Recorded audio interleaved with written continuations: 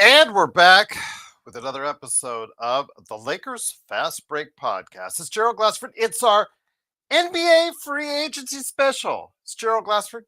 Coming right back at you here from the Lakers Fast Break. Pop Culture Cosmos, where we cover the latest news and trends in pop culture each and every week, twice a week, wherever you get your podcasts. On the latest Pop Culture Cosmos, we're talking F1 as it reached the number one status out there at the box office, plus Xbox VR, limited edition, so get yours quick, and Death Stranding 2 as it goes to the beach. Hideo Kojima comes back with another epic saga right there for you, for gaming fans. So we talk about all that and more right there on the latest Pop Culture Cosmos on radio stations worldwide and wherever you get your podcasts. Also, as well, hopefully you caught Joe Soro and Sean Grice on the Joe Soro channel last night. Hopefully you caught them there. They were on for almost 2 hours talking about the Dodgers, the Lakers, and more. Go ahead and check out the replay when you get a chance after this. You can go ahead and stop by the Joe Soro channel right there for you, and make sure you like and subscribe while you're there as well. Plus, his game that he helped finance Corrupt, Coreupt, is still on sale, 80% off during the Steam summer sale. So go ahead and get it today for $5 on Steam. Also, as well, of course, our good friends, the Lakerholics crew, who were on this past weekend, the Lakerholics.com crew. Don't forget Legend at I Got Next Sports Media. Also, as well, of course, Alfred Esmond, Stone Hansen at Alfred Esmond on Twitter, and at report_court on Twitter. Two great basketball and sports places to go. Go ahead and check out and follow both those guys on Twitter. I will have, hopefully, if all goes well, Stone Hansen on tomorrow to talk about the Lakers and the NBA draft. Also, as well, of course, don't forget Empire Jeff covering the Lakers and the Dodgers. Who will the Lakers get? I'm sure he'll go ahead and have his 2 cents in there as well. Plus, the Dodgers, they lead the MLB right now as far as records go. So go ahead and check out what he has to say about the Dodgers right there for you. Also, of course, our good friend Daniel Barry Sports Highlights. Go ahead and check out what he's doing today with some great 2K streams as well. Really appreciate you supporting all those great people, all these great places, all these great things. But make sure you like and subscribe to us. $2.99 a month is also to become a member. Get great emojis and more. Go ahead and do that today. But make sure you like and subscribe. Looking forward to a great time right here, always at the Lakers Fast Break. JSJ says Danny Ainge is a horrible GM. We're getting off to a great start, JSJ. We will see. Chris Haynes is reporting that all signs are leading towards DeAndre Ayton to the Lakers.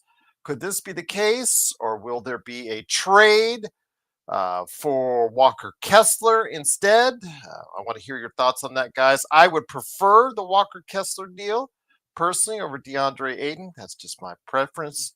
And then, you said also as well, Tufso says Ayton to the Knicks. I don't know, with Mitchell Robinson and Towns there, I don't know how much sense that makes. I would say the Warriors are probably a better option for him because they need a center. Knicks signing Westbrook instead. Well, the rumors are abound, guys. The rumors are abound. And we'll hopefully know some of this, and hopefully we'll be cleared up here in about 25 minutes. So I thought I'd go on with you just a little bit early to go ahead and talk about what's been going on here in the NBA. Jordan Clarkson, former Laker, he is negotiating and finalizing a buyout for him. So he'll be available for a free agency to go ahead and join another team here. Probably was Wednesday for 2 p.m. for DeAndre Ayton.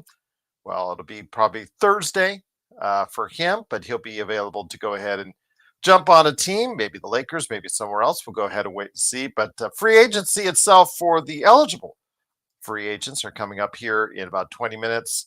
I've also heard about the DFS story. That keeps going back and forth. Multiple reports have him leaning towards Houston for a multiple-year deal, reportedly upwards of 4 years. Something that I don't think the Lakers could, should, or would commit to, because I wouldn't, be quite honest with you. He would be going for a 4-year deal. to the Houston Rockets, most likely. Could we be seeing a sign and trade? Get something back in return? We'll have to wait and see. Please no DeAnthony Melton. He has a torn ACL. Blue Magic, I disagree with you on that one.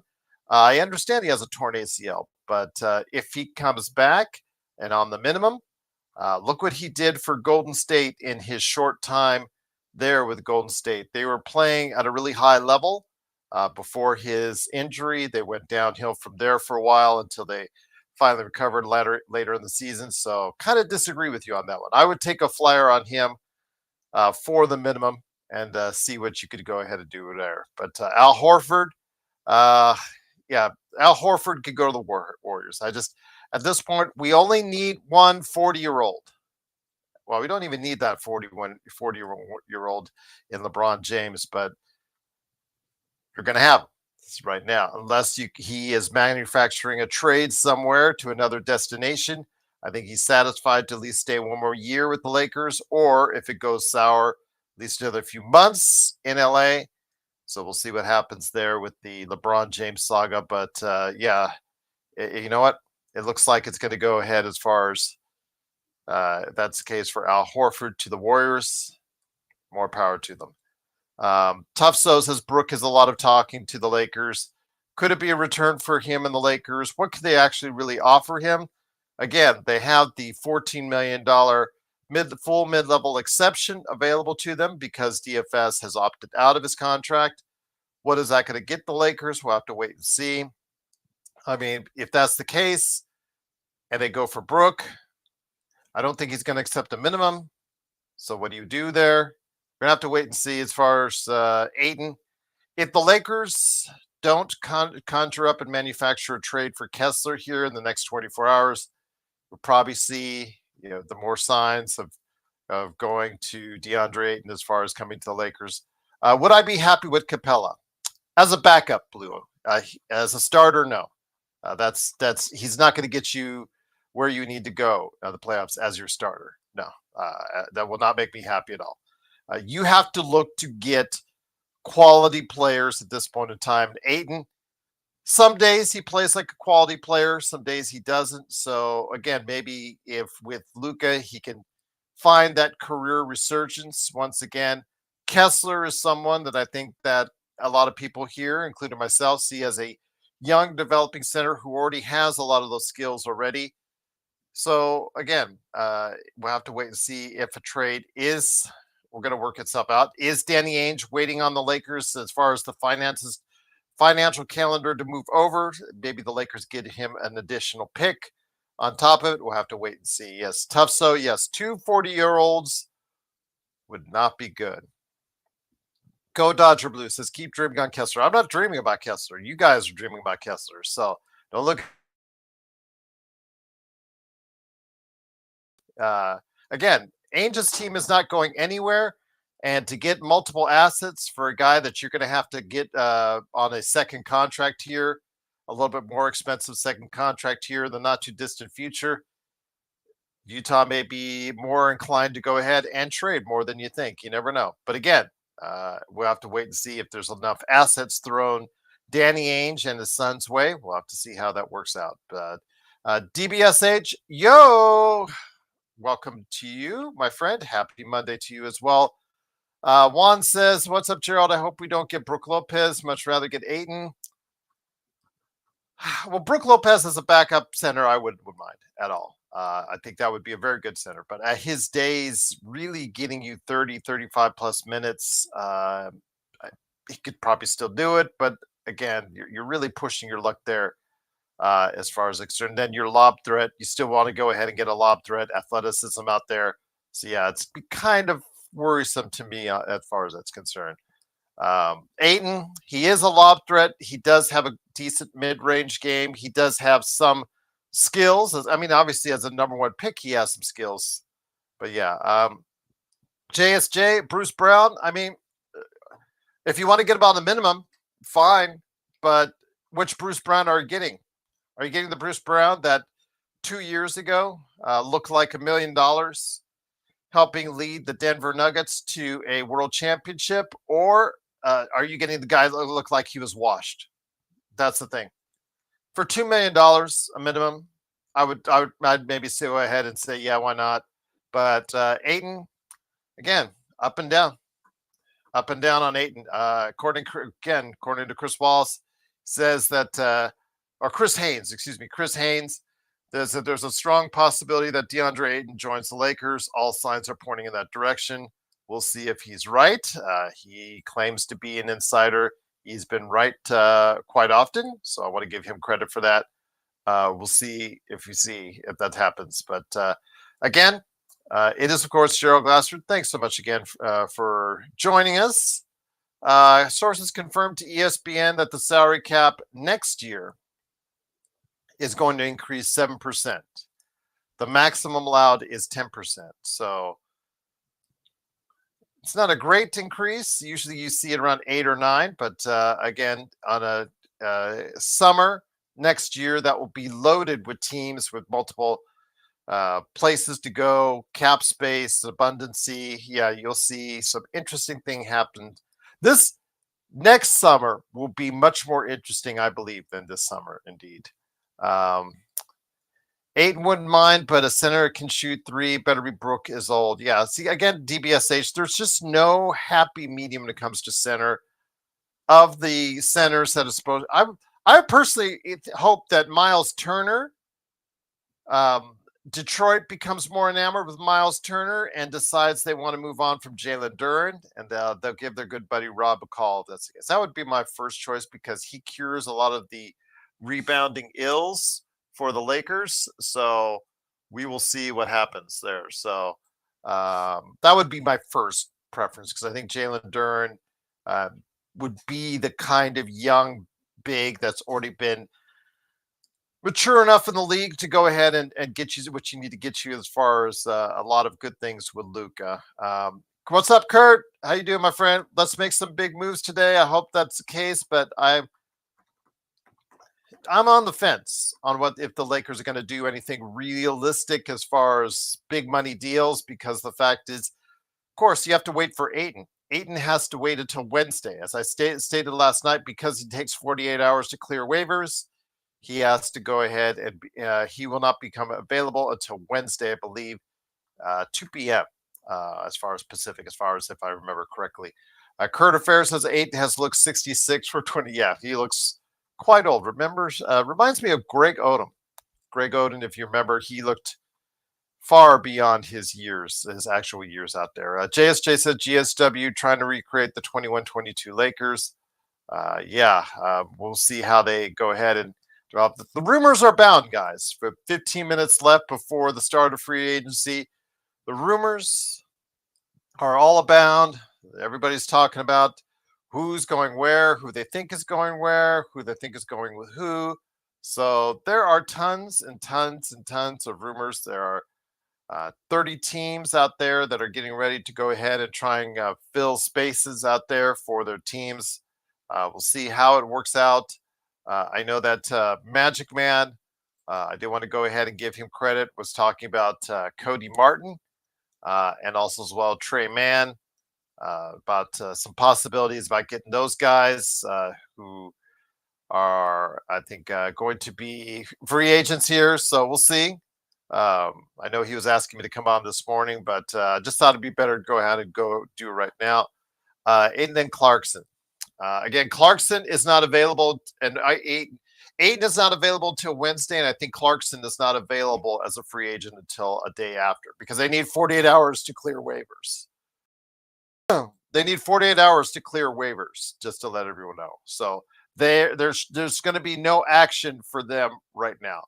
So Lakers fast break. Will we get the following? Ayton, Lopez, DeAnthony Melton. Ayton's a definite possibility. DeAnthony Melton is a possibility. I think Lopez goes ring chasing somewhere else. I think it's going to be one or the other. You go for Ayton or you go for Lopez. I'm not sure. Lopez would be better at this point as a backup personally, but I think he still sees himself as a starter. Basketball players and their egos. How can you go ahead and argue with them? He's played in the league so long. He's been a starter for so long. How can he not feel like he's going to still stay a starter and that he can still do it? I don't know if he could still do it at the level that you need to do to win a championship. He is. a champion. So we'll go ahead and see what he can do. We don't need Clarkson, JSJ says. Again, we need players that can be helpful on both sides of the ball. We do need scoring off the bench, JSJ. So that is something, I think that the Lakers do need to address.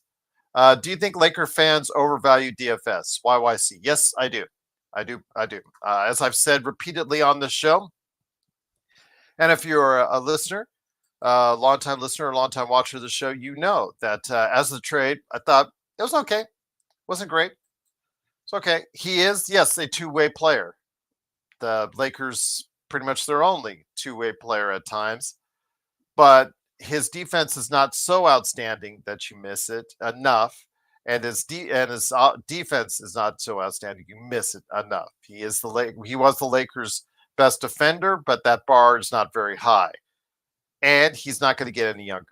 And if he gets a 4-year deal, the end of his deal would be his age 36-year deal. So that to me is very unappealing for a guy that when the Yay! A subscriber! thank you, Michael, for subscribing.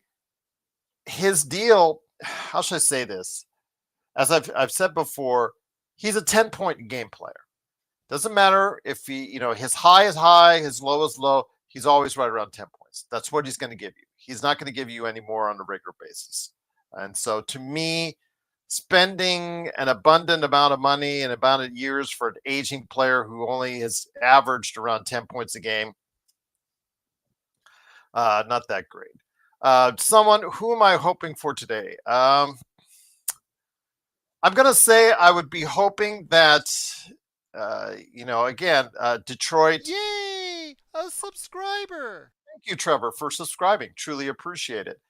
I'm hoping that they make a push in Detroit to clear up some cap space to try and accommodate Miles Turner, maybe freeing up Jalen Duren. I know that's a pipe dream. That's the dream. That's the pipe dream I have for the Lakers. But if worse comes to worse, getting a trade for Kessler. As far as free agency, again, depending on the fact, are they going to be held hostage by waiting for DeAndre Ayton? So that's going to use all your MLE right there. And if that's going to use all your MLE, then you're basically working with minimums. So DeAnthony Melton, again, I know his name has been mentioned. Coming back from an ACL, I know that he was a pass to Joe. Joe already said pass. I don't pass on him because, again, as a guy that's coming back from an injury on a veteran minimum, you saw what he did in his short time at Golden State. Golden State was one of the best teams in the league at the time he got injured. And a lot of that was the fact that he could do a lot of things on both ends. So as a flyer, waiting for him to get healthy on a minimum, I think you could do a lot worse. We'll go ahead and take care of that. But again, Magic Man is happy about a lot of there's quite a few 3-and-D wings, developing 3-D wings. Trey Mann, again, as I mentioned earlier, Cody Martin is who he mentioned as well. Those guys will be available if the Lakers try to see if they want to get some young athletic individuals onto the roster, see what we can do to up the athleticism to something obviously we need. But I would like to see them do the trade for Kessler because I think it gives them a body that can go ahead and really do a lot of things defensively and rebounding wise, which again, the Lakers were one of the worst rebounding teams in the NBA. Nikhil Alexander Walker. I just think he's going to go for too high price. You got to commit the whole entire MLE to him if you're going to go ahead and try and get him. So that's the case. He's a very good player. He would be a starter ahead of Austin Reeves. So now you talk about moving Austin Reeves because I think wherever he's going to go, he's probably going to get a guarantee to start. No, if I was his agent, I would get him a guarantee to start. If that's Nikhil Alexander Walker, Joe Soro. Okay, whatever. But yeah, that's what I think is going to happen with at this point. I think he's going to go. He's going to get a guarantee to start. If he goes to the Lakers, Austin Reeves is probably going to have to move because he will not be as. Yay! a subscriber. You Lakers fan for going ahead and becoming a subscriber. It is, of course, Gerald Glassford. Thanks again for watching and listening. We're about 9 minutes away from the official start of free agency, so the rumors are still out there and alive. We'll go ahead and keep on floating them over to you. Bobby Marks, I'm going to go ahead and put this up here in a second. Let me go ahead and do that. As far as Bobby Mark putting out some salary cap figures, is this for this upcoming season? Yeah, let me go ahead and I'll put that up if you guys can see that as far as what he has on the books for salary cap numbers. I don't know if you guys can see. Let me go ahead and go that. Salary caps for the season, as expected, a 10% growth from last season. See, that's the full 10% right there. Salary cap is at 154, luxury tax of 187, first apron is 195, second apron is 207, minimum team salary. So that's something you have to watch out for teams like Utah, Brooklyn, and whatnot. 139. Cash in trades is about $8 million non-tax level, which is what the Lakers have, is 14-1. Biannual is 5-1. Tax mid-level is 5-6. And room mid-level is 8. Almost 8-8. $8,800,000. So there you go. All right. In a nutshell, that's the finances of it all. So we will see what happens. Ayton wants to play with Luka. They all say they want to play with,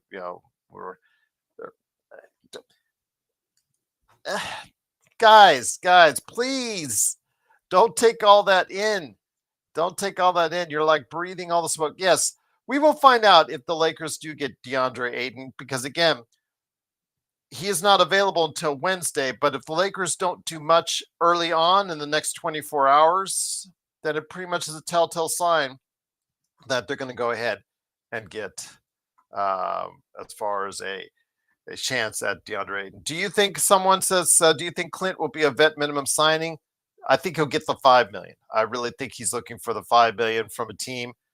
There are teams out there with $5 million that are going to spend it, unlike, let's say, Minnesota, because if they spend the $5 million MLE that they have, they're going to go into the second tax apron. So they probably won't do that, especially with the new owners, Alex Rodriguez and the like. So I don't think they'll do it, but I think Capella will try to go ahead and get himself a MLE somewhere.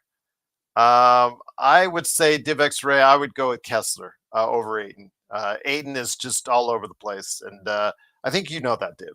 I think you know that Ayton has just been too erratic with his play over the course of years. That's why Phoenix traded away.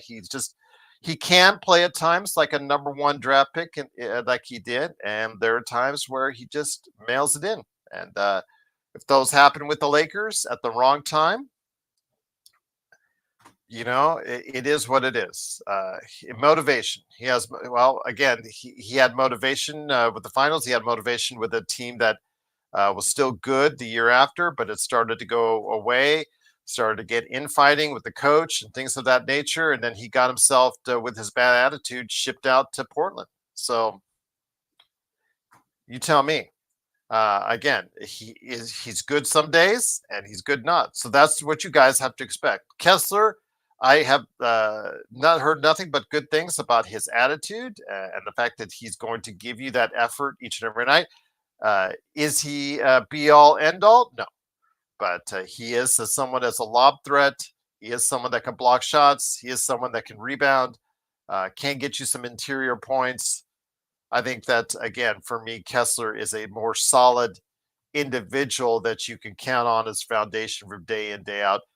Plus, he comes at a, right now, less expensive rate. You also have to figure that in, guys, because, Ayton is walking away from a $35 million plus final year on his contract. And in doing so, I'm sure he's asking for some guarantees to make up for that $35 million walkout. It's just, you don't walk away from $35 million unless you really got something more in hand long term. His team's son screwed him. Well, Div, you got to remember he did have some internal issues, internal problems during his tenure there. especially after the finals. So he might have also helped himself out the door as well. So yeah, he is probably losing 10 million. Well, that's right there. Right there tells you, is that really the smartest thing to do? Is to lose $10 million overall or $10 million plus over the course. Could he have waited a year, become a free agent, and gotten something comparable to what he's getting or what he will be getting this year? So you'll have to wait and see. Yeah, that's the buyout. I get it. I understand that, Div. But again, what is he losing? How much is he losing by doing what he did this actual period of time? But we'll see. We'll see. And getting our 10 from, probably going to get 10 to 14, depending, like you said, on the buyout and how much he gets. So Kurt says, my favorite Ayton moment is Portland and when he missed a game due to black ice. Yes, that's correct. He did miss a game due to black ice. He has been known to have faux pas. And again, it's a point where you have to go ahead and understand that with this DeAndre Ayton, you guys, it always comes to your optimism with some of these players when they're on other teams, how you think he'll magically be a great fit on the Lakers. It doesn't always work out like that. Now, if he does come to Lakers, I certainly hope he does. But again, he has not shown consistency throughout his entire tenure in the NBA, which is of concern to me. Now, is he a oh no way for me? No. If he's a 7-footer, has a chance to give you a double-double on each and every night. So, of course, if he is your most viable option, you go ahead and get it. But if you want, for me, again, you asked me what my choice was, and I'd said Jalen Duren, I'd say Kessler. I'd have other choices ahead of DeAndre Ayton. But to a team that is in desperate need of some size in the middle, Ayton may be the best thing you may be able to get. M24 says, I feel like Howard the Duck dropped into a Laker offseason nightmare universe. The time is now for Rob Pelinka. I mean, Joe is convinced that once Mark Walter comes into place, the clock will be ticking very soundly on Rob Pelinka because, as most owners do, they want to get their own people in there, which may or may not include JJ Redick. So JSJ says, if we re-sign Alex Len, I'm selling my Switch too. I don't think you have to worry about that.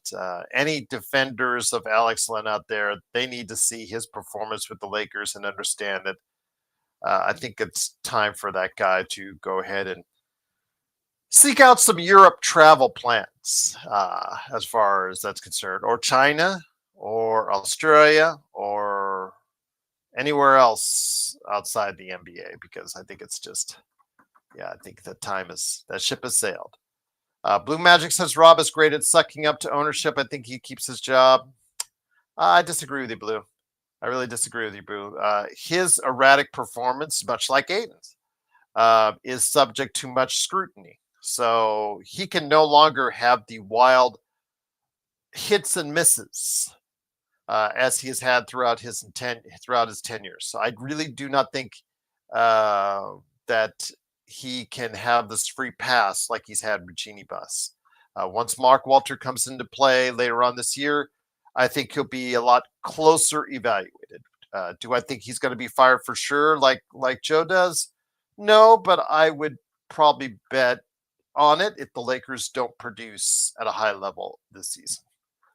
But once again, it is the Lakers fast break. It is 3:00 officially. The start of free agency has gone underway.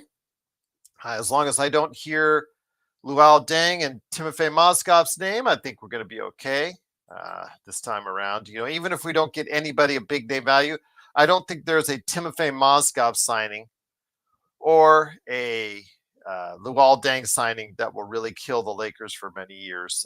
But even if Ayton signed, I don't think it would be as, even if the worst that Ayton plays, I don't think it would be that bad as far as is concerned. We are on the clock. Yes, tough. We are on the clock. Kurt says, come on, Shams, let's hear the announcements. What is the most money we can sign Ayton for? Well, again, If he took off $10 million off his buyout, then $10 million. If he took off 14, if I was his agent, I would have taken off the 14. There you go. But all depends how many years is he looking for? Is he looking for a 1+1? Is he looking for multiple years? What does he want on the second, third, fourth year? Possibly, if he's asking for a long-term contract, we'll have to wait and see. But yes, keep those hopes out there as far as what the Lakers will do in free agency. But yeah, we're waiting on Shams Charania now to go ahead and leak everything because it's now 3 o'clock, and we'll see. To give everybody an update on some other things going on in the NBA, Mike Brown has a second meeting with the New York Knicks for their head coaching job, and he has emerged as a strong candidate, according to Shams Charania and ESPN. Is he better than Tibbs? I don't know.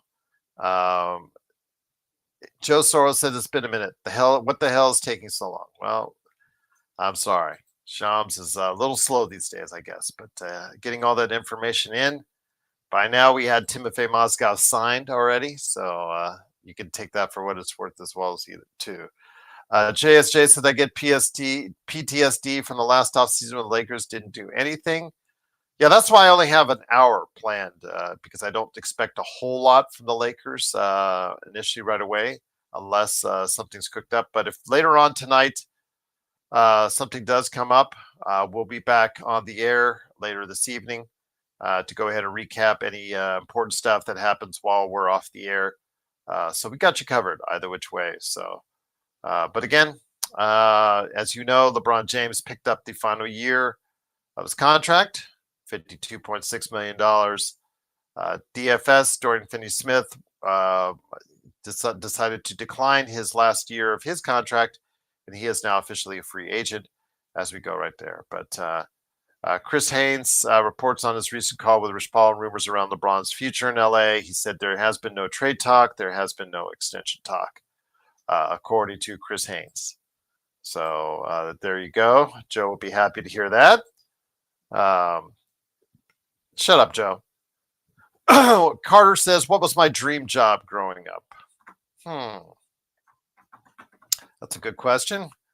My dream job growing up was to be on YouTube. How about that? There you go. So many things as I grew up that you want to be, but that was like decades ago. They're completely different world now. So my dream job would be to be a YouTube, analyst for the NBA to have over 100,000 subscribers. That would be really cool. I'll just say that. Carter Bryan says, I listen to you and Joe over Lakers Nation.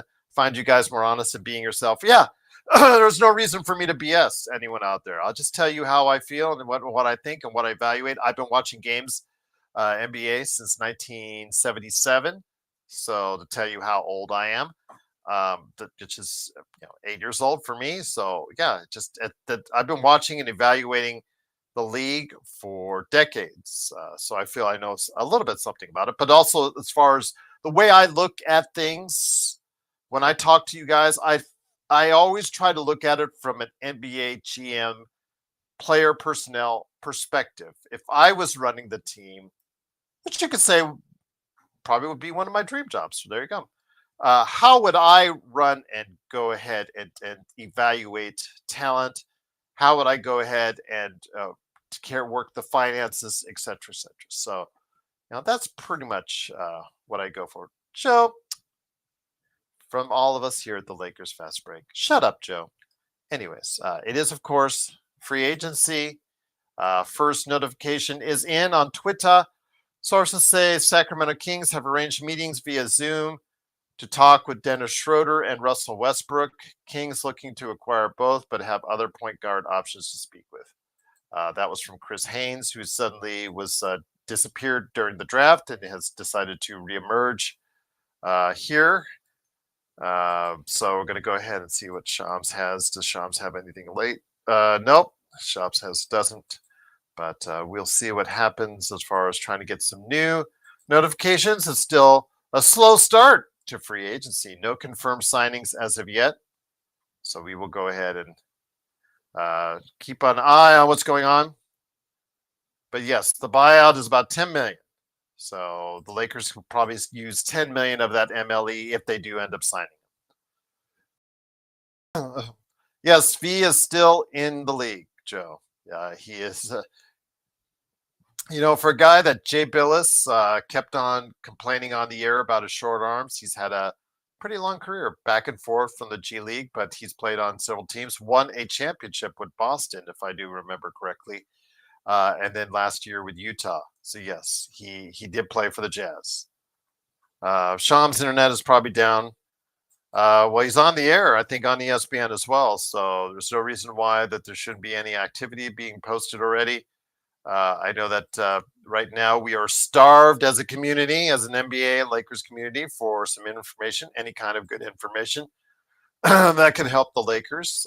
But doing what? Getting the towels? Joe, your jokes are getting worse and worse as you're saying. Get on here. Come on the air, man. Oh, you're probably doing work. Okay, there. Mission 24 says my dream job would be to diagnose people by the. Okay, that's something I really didn't expect from EM24, but hey, everybody's got a goal. I guess you're going to have to go ahead and keep on trying for it, my friend. That's okay. All right. Joe says, what the hell is the matter with you, M24? I'm hoping M24 is kidding, but if that's your dream job, that is your dream job. That's your dream job. Carter Bryan says, it's so hot outside. I need an ice cold Diet Coke. Yeah, I just had a Sprite before coming on. Hear you on that. It's about 104 here in Vegas right now. So it's not super hot for us because, it can get into even hotter than that. So 108. I'm sorry. Excuse me. I didn't want to short ourselves. It's so funny because they say, oh, there's a cooling trend for the next 3 days. Oh, gee, wow. Goes from 109, which is expected high, to 102. Whoop-dee freaking do. Joe says, do you paint your nails too? Carter Bryan says yes. Okay. All right. This is scintillating conversation, guys. But once again, it is the Lakers fast break. We are waiting for decisions to be made, but no confirmations on any activity as of yet. We're going here, hopefully in a second. Stone Hansen keeps retweeting other channels, which does make me thrilled about that as far as who else is live. Don't really care who else is live, but Stone Hansen, my good friend, will be on tomorrow with me as we discuss the draft, and he's going to try and sell me on Adieu because I'm not sold yet on Adieu, but we'll have to wait and see. Yeah, JSJ said someone get Woj out of retirement. Rank the top 5 games in the NBA, Gerald. Well, I'll go ahead and rank. My number 1 will be the Lakers over Boston. They won their title over Boston right there on the floor at the crypt. Number 1. Number 2, probably go ahead and say the three-peat, finalizing the three-peat. Number 3 would probably be Magic Johnson with the skyhook. Number 4 would be point 4. From Derek Fisher, because that came completely out of nowhere. And number 5, obviously Kobe 81. You cannot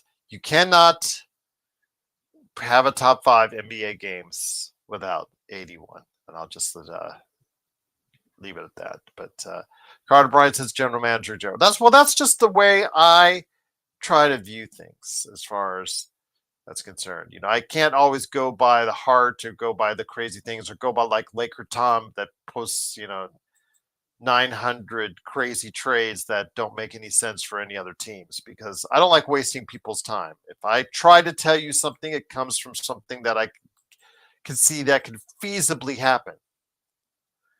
Stone Hansen is on Twitter. He said, bring back tampering. I think because the fact that everybody is just waiting for something to happen.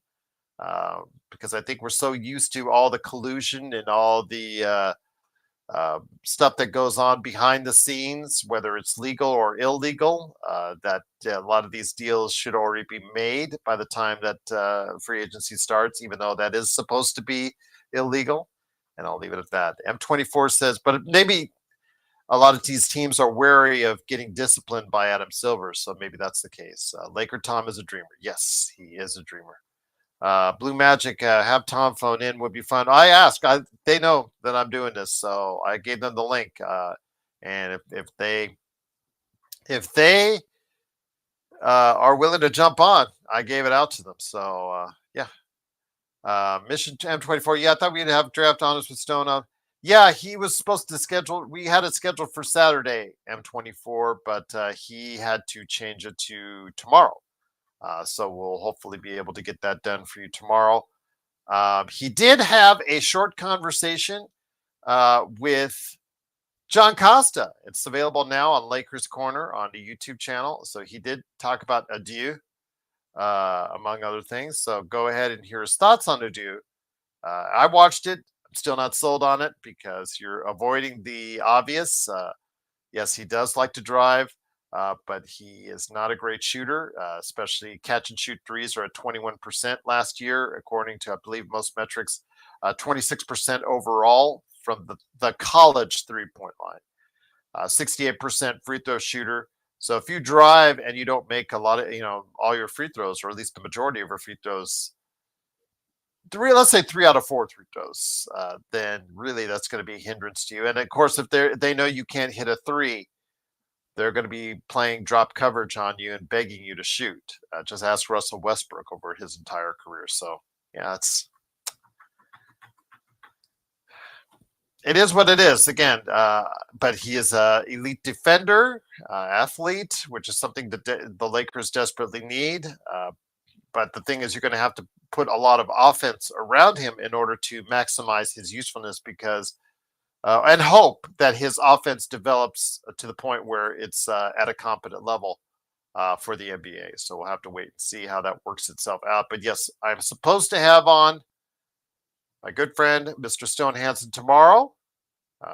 Yes, we'll go ahead and 12 p.m.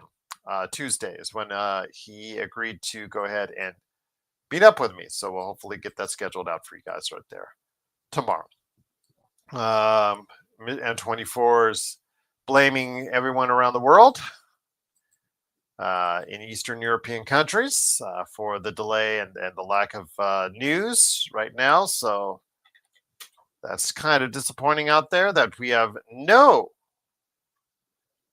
information on anything from any team or anyone. So, but yes, Lakers Corner does have, again, like I said, a scouting report on Adieu Thiero with Stone Hansen. If you want to go ahead and check it out, please do so on his Lakers Corner. And while you're there, like and subscribe. But again, it's the Lakers Fast Break. This is what I was afraid of as far as some slow activity, because it is not a summer where abundant amount of teams have an abundant amount of cap space. This time next year, I expect it to be a lot more active because there will be quite a few teams that have cap space. Blue Magic, do you like CP? Gerald, do you like CP3 as a backup? What part of no would be sufficient on this, Blue Magic? I love you, Blue Magic, but I think that getting CP3 on this team would be a waste for the Lakers. It would be absolutely frustrating. He does not. You're slow enough team pace wise with Luka, because Luka tries to control the pace. Getting a CP3 in there would allow you to be even slower, and the Lakers are a better team than most on the half court offense, but they're not the best team in half court offense. So I think they do need to get out on the out there on the floor. They do need to go ahead and transition. Remember what works for so many years for the Lakers: defense and transition, and CP3 those days. Yeah, not great. And plus another 40-year-old. There you go. Parade on Figueroa says, Gerald, I was confused about Joe's take that we should be patient until next year. I thought his position was that the Lakers should always be going for it. Leading into this parade, I agree with you. I thought that's what his take was. I know he's in the comments, so hopefully he can see that as well, so he can better explain himself on that. But I thought, again, the key is to beat Boston. I always thought the key for him as well was to beat Boston.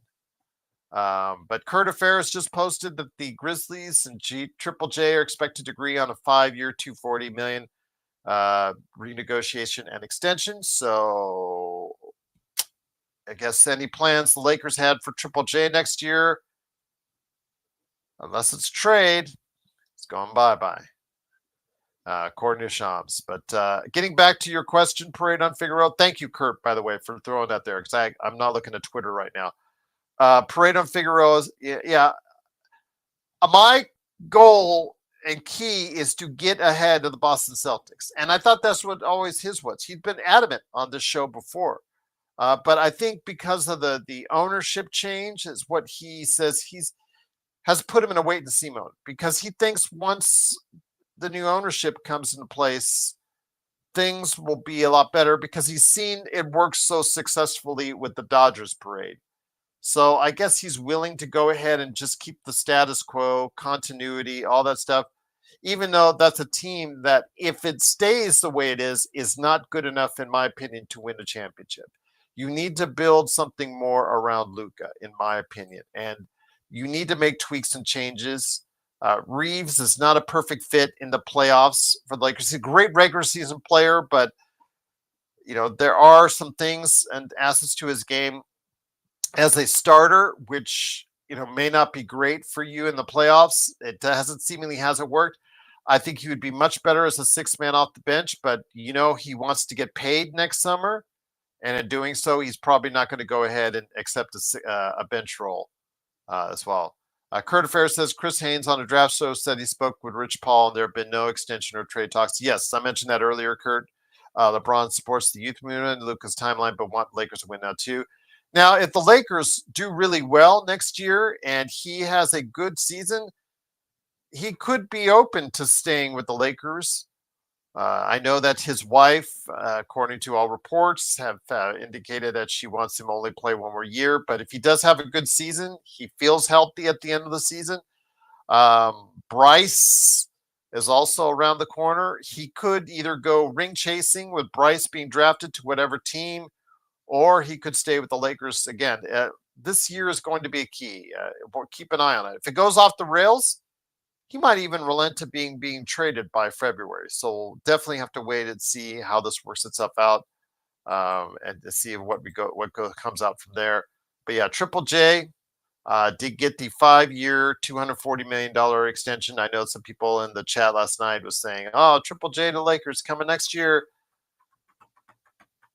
I didn't think so, but that's a lot of money for him and John Morant. Now I know they got rid of Desmond Bane, but we will have to wait and see how that works itself out.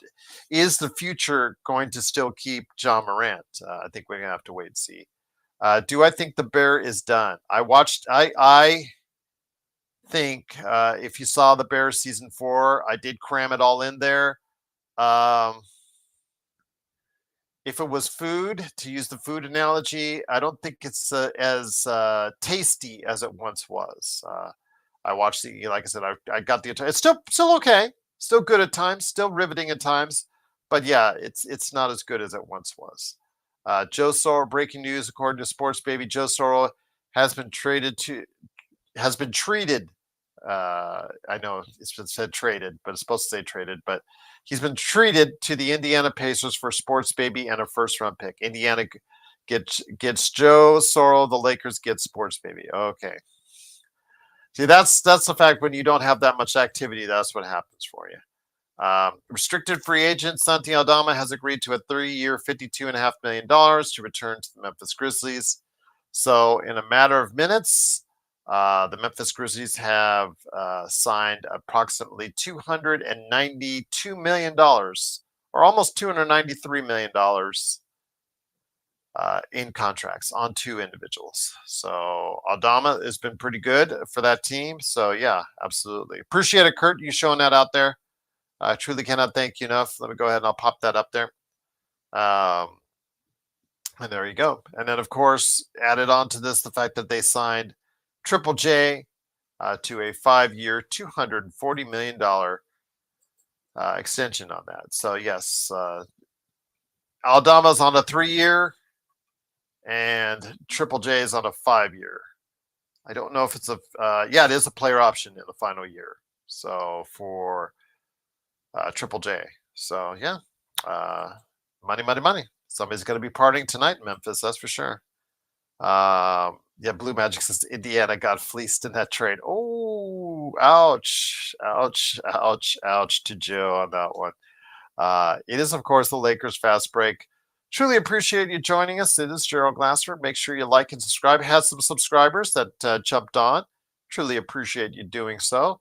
I cannot thank you enough. I was hoping some of the guys would stop by, but looks like because of the early hour, a little bit busy for the guys out there. But I just thought I'd come on for an hour here. Make sure we get that on for you. If something does pop up, we will come back with a show later tonight. If it's Laker centric, we will go ahead and definitely go ahead and get squared away on that later this evening. Bobby Marks has a post. He put the timeline of the Grizzlies transactions. They cleared $10 million of salary. They renegotiated with Triple J, Santi Aldama. They signed, and they still have a room mid-level available. So, yes, still can go out and get some players, although will they be as good next year with the loss of Desmond Bane? We'll see. Would Triple J have been a good fit in LA? Yes and no, Sports Baby. Obviously, he can stretch the ball to the three, block shot artist, doesn't rebound well, gets a lot of foul trouble, so you have to compensate for that. If you know what you have in a player, and you know he has such great strengths as he does with his block capabilities at rim protection, and also the fact he can stretch the ball and be a 4 or a 5 for you. You have to understand what he's not as good at, or what he's not as apt at, and have players who could best accentuate and best work off of his skills, both good and bad. So if you build a roster around that and work to his strengths and his weaknesses, he would be a good fit on LA. Welcome everyone to the LFB podcast. Please make sure you like and subscribe. Truly appreciate that as always, Sports Baby. Hopefully all is well with you, my friend.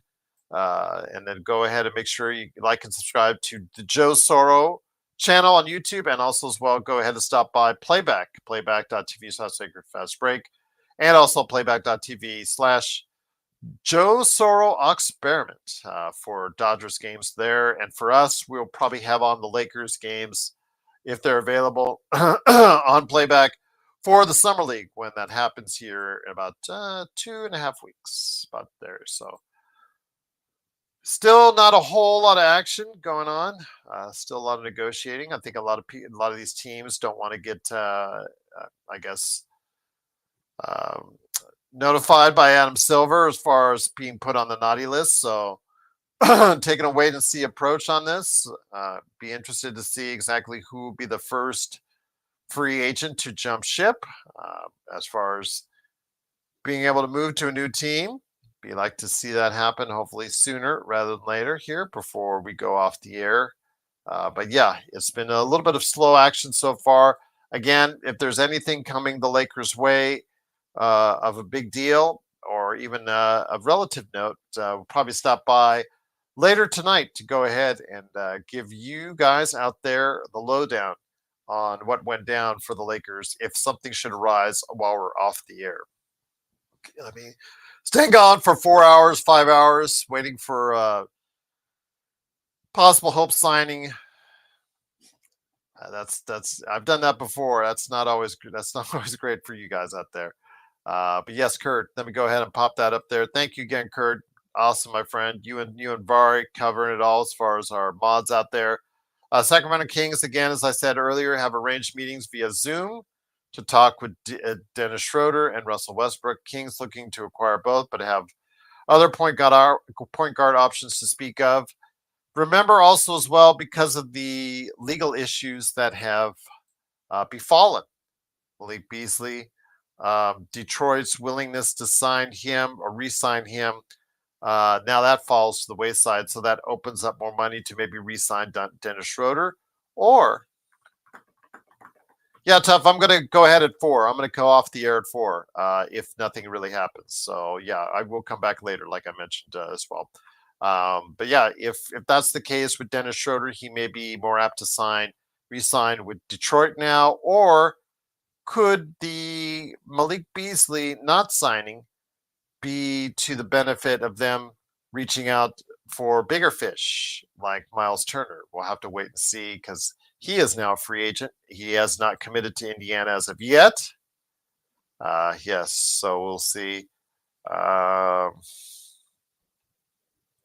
Aldama can't be signed first because his new salary is greater than his 11.8 free agent hold. Okay, according to Bobby Marks, but he will be given that at some point in time in the near future.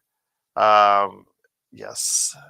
Biggest news today, Stone Hansen says, yes, that there's been no news as far as any players changing teams. Again, I don't anticipate this next year because next year a lot more teams are going to have a lot more money, and there should be quite a few interesting free agents available, even more so than there is this summer.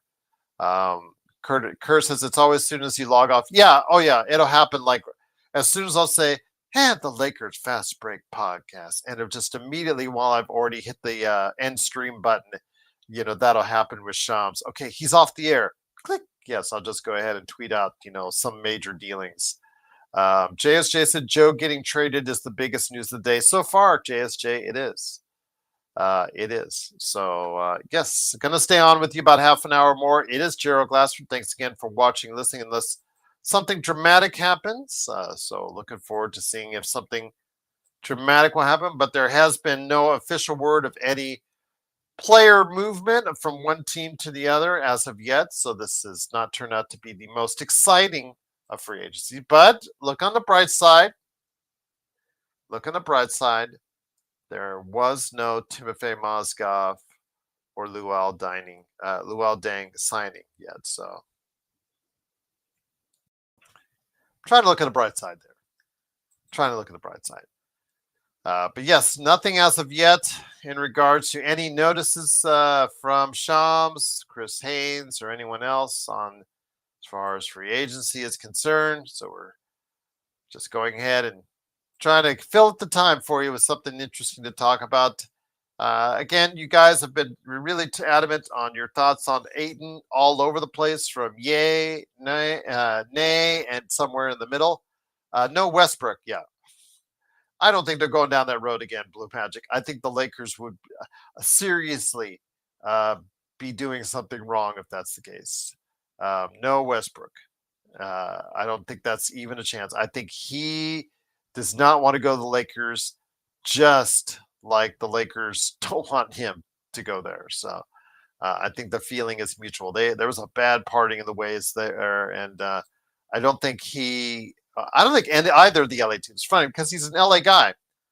Either of the LA teams, he did not have the greatest departing of ways with those teams. So that's great. But yeah, 3:30. I'll stay on a little bit longer. I'd like to stay on with you guys. You guys are really cool out there, and I really appreciate your joining us. So, but yes, I'll probably be back around 8 or 9 tonight. I'll go ahead and schedule it out for as far as a wrap up of anything going on, because you want to make sure you guys are covered on that, and I'm sure some of the guys will be more available at that time. Looking forward to hearing what they have to say on the lack of activity to start with, and then if the Lakers have any activity to keep continuing. So we will see what happens. But yeah, right now it's a very quiet time in the NBA. So Tough So says, who's got a worse attitude, Westbrook or Ayton? Ooh, I'd say Westbrook. Yeah, I would say Westbrook because he gets pouty, moody. Yeah, I mean, can we relive our times with him and the Lakers? Need I say more on that one? Sports Baby says JSJ trade was rescinded due to Joe Soro not passing the medical. There you go. All right, see, that's what we're passing the time with right now, is the fact that there's not much going on in the NBA. All right, we got a first one, and it is Dorian Finney-Smith. Dorian Finney-Smith, say goodbye to him because he is going to the Houston Rockets as expected. He is signing a 4-year, $53 million deal with the Houston Rockets. All right. Well, there you have it. Yeah, I would not sign him to that. Good luck, DFS. Good luck. If he's part of a championship winning team, then I'm more than happy for him.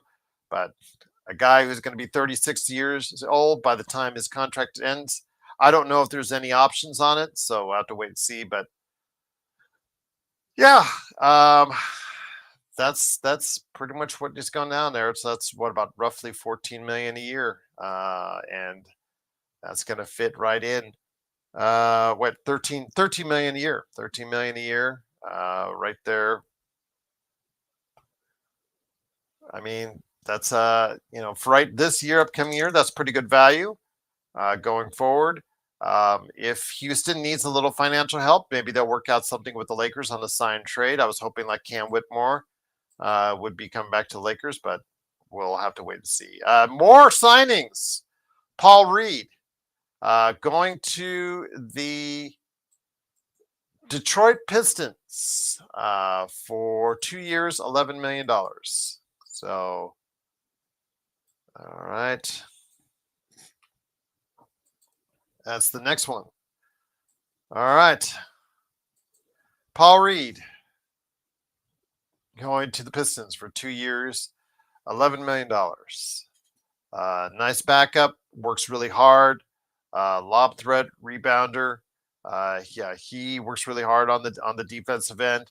So yeah, that's a decent pickup for a backup guy. 5.5. It's not too much. So if he doesn't do as expected, it's not like you're super overpaying on that.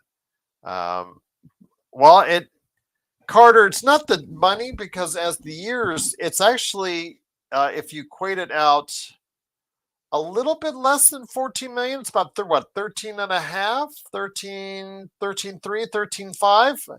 So he actually is making less than what he opted out for, but he's getting the years. He's getting the years. The key is the years. The key is the longevity. He'll be maybe done by the end of his 36-year age year. So he is building, and I respect him for this. He is building for his security for his long-term future. So Kurt Affair, I was hoping to have that as well, that they would sign him maybe to a little bit larger contract and be able to do a sign and trade with the Lakers to get Whitmore and Londale. Yeah, that would have been good. That would have been good. Again, a lot of that is based off a negotiation. Rob has to go ahead and maybe Rafael Stone. Those guys had to come together on it, but it didn't seem like Rafael Stone needed to go ahead and do that. But it would have been nice. It would have been nice indeed if they would have gone out and made the effort. But maybe Rob should have facilitated it. Maybe not. I don't know. But DFS has walked away as of this point in time, unless we get a word otherwise, that he has walked away for nothing. Memphis Grizzlies and guard Cam Spencer have agreed to a 2-year contract, fully guaranteed. He played well as a two-way rookie with Shams.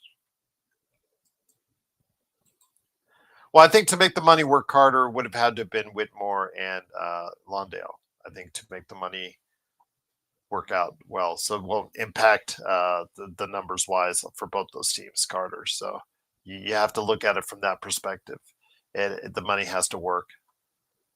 But yes, that's the latest signing is Cam Spencer. So Memphis Grizzlies in the past few minutes, $240 million contract, the $52.5 million contract. That's 292 and a half.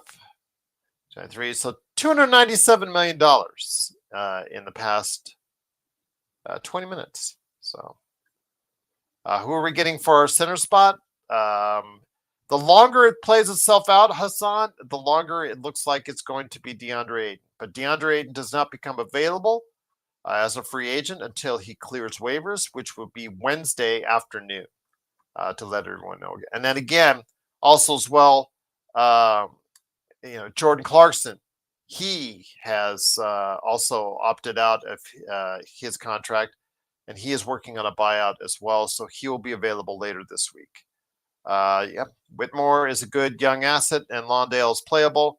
That would have been nice. But Carter, we've been high on Whitmore since the draft. We on that day, Joe and I were pleading for Whitmore and for other people, for other players that were available, and instead we got JHS, and you see how that one worked out. So JHS is barely staying in the league, and there you go.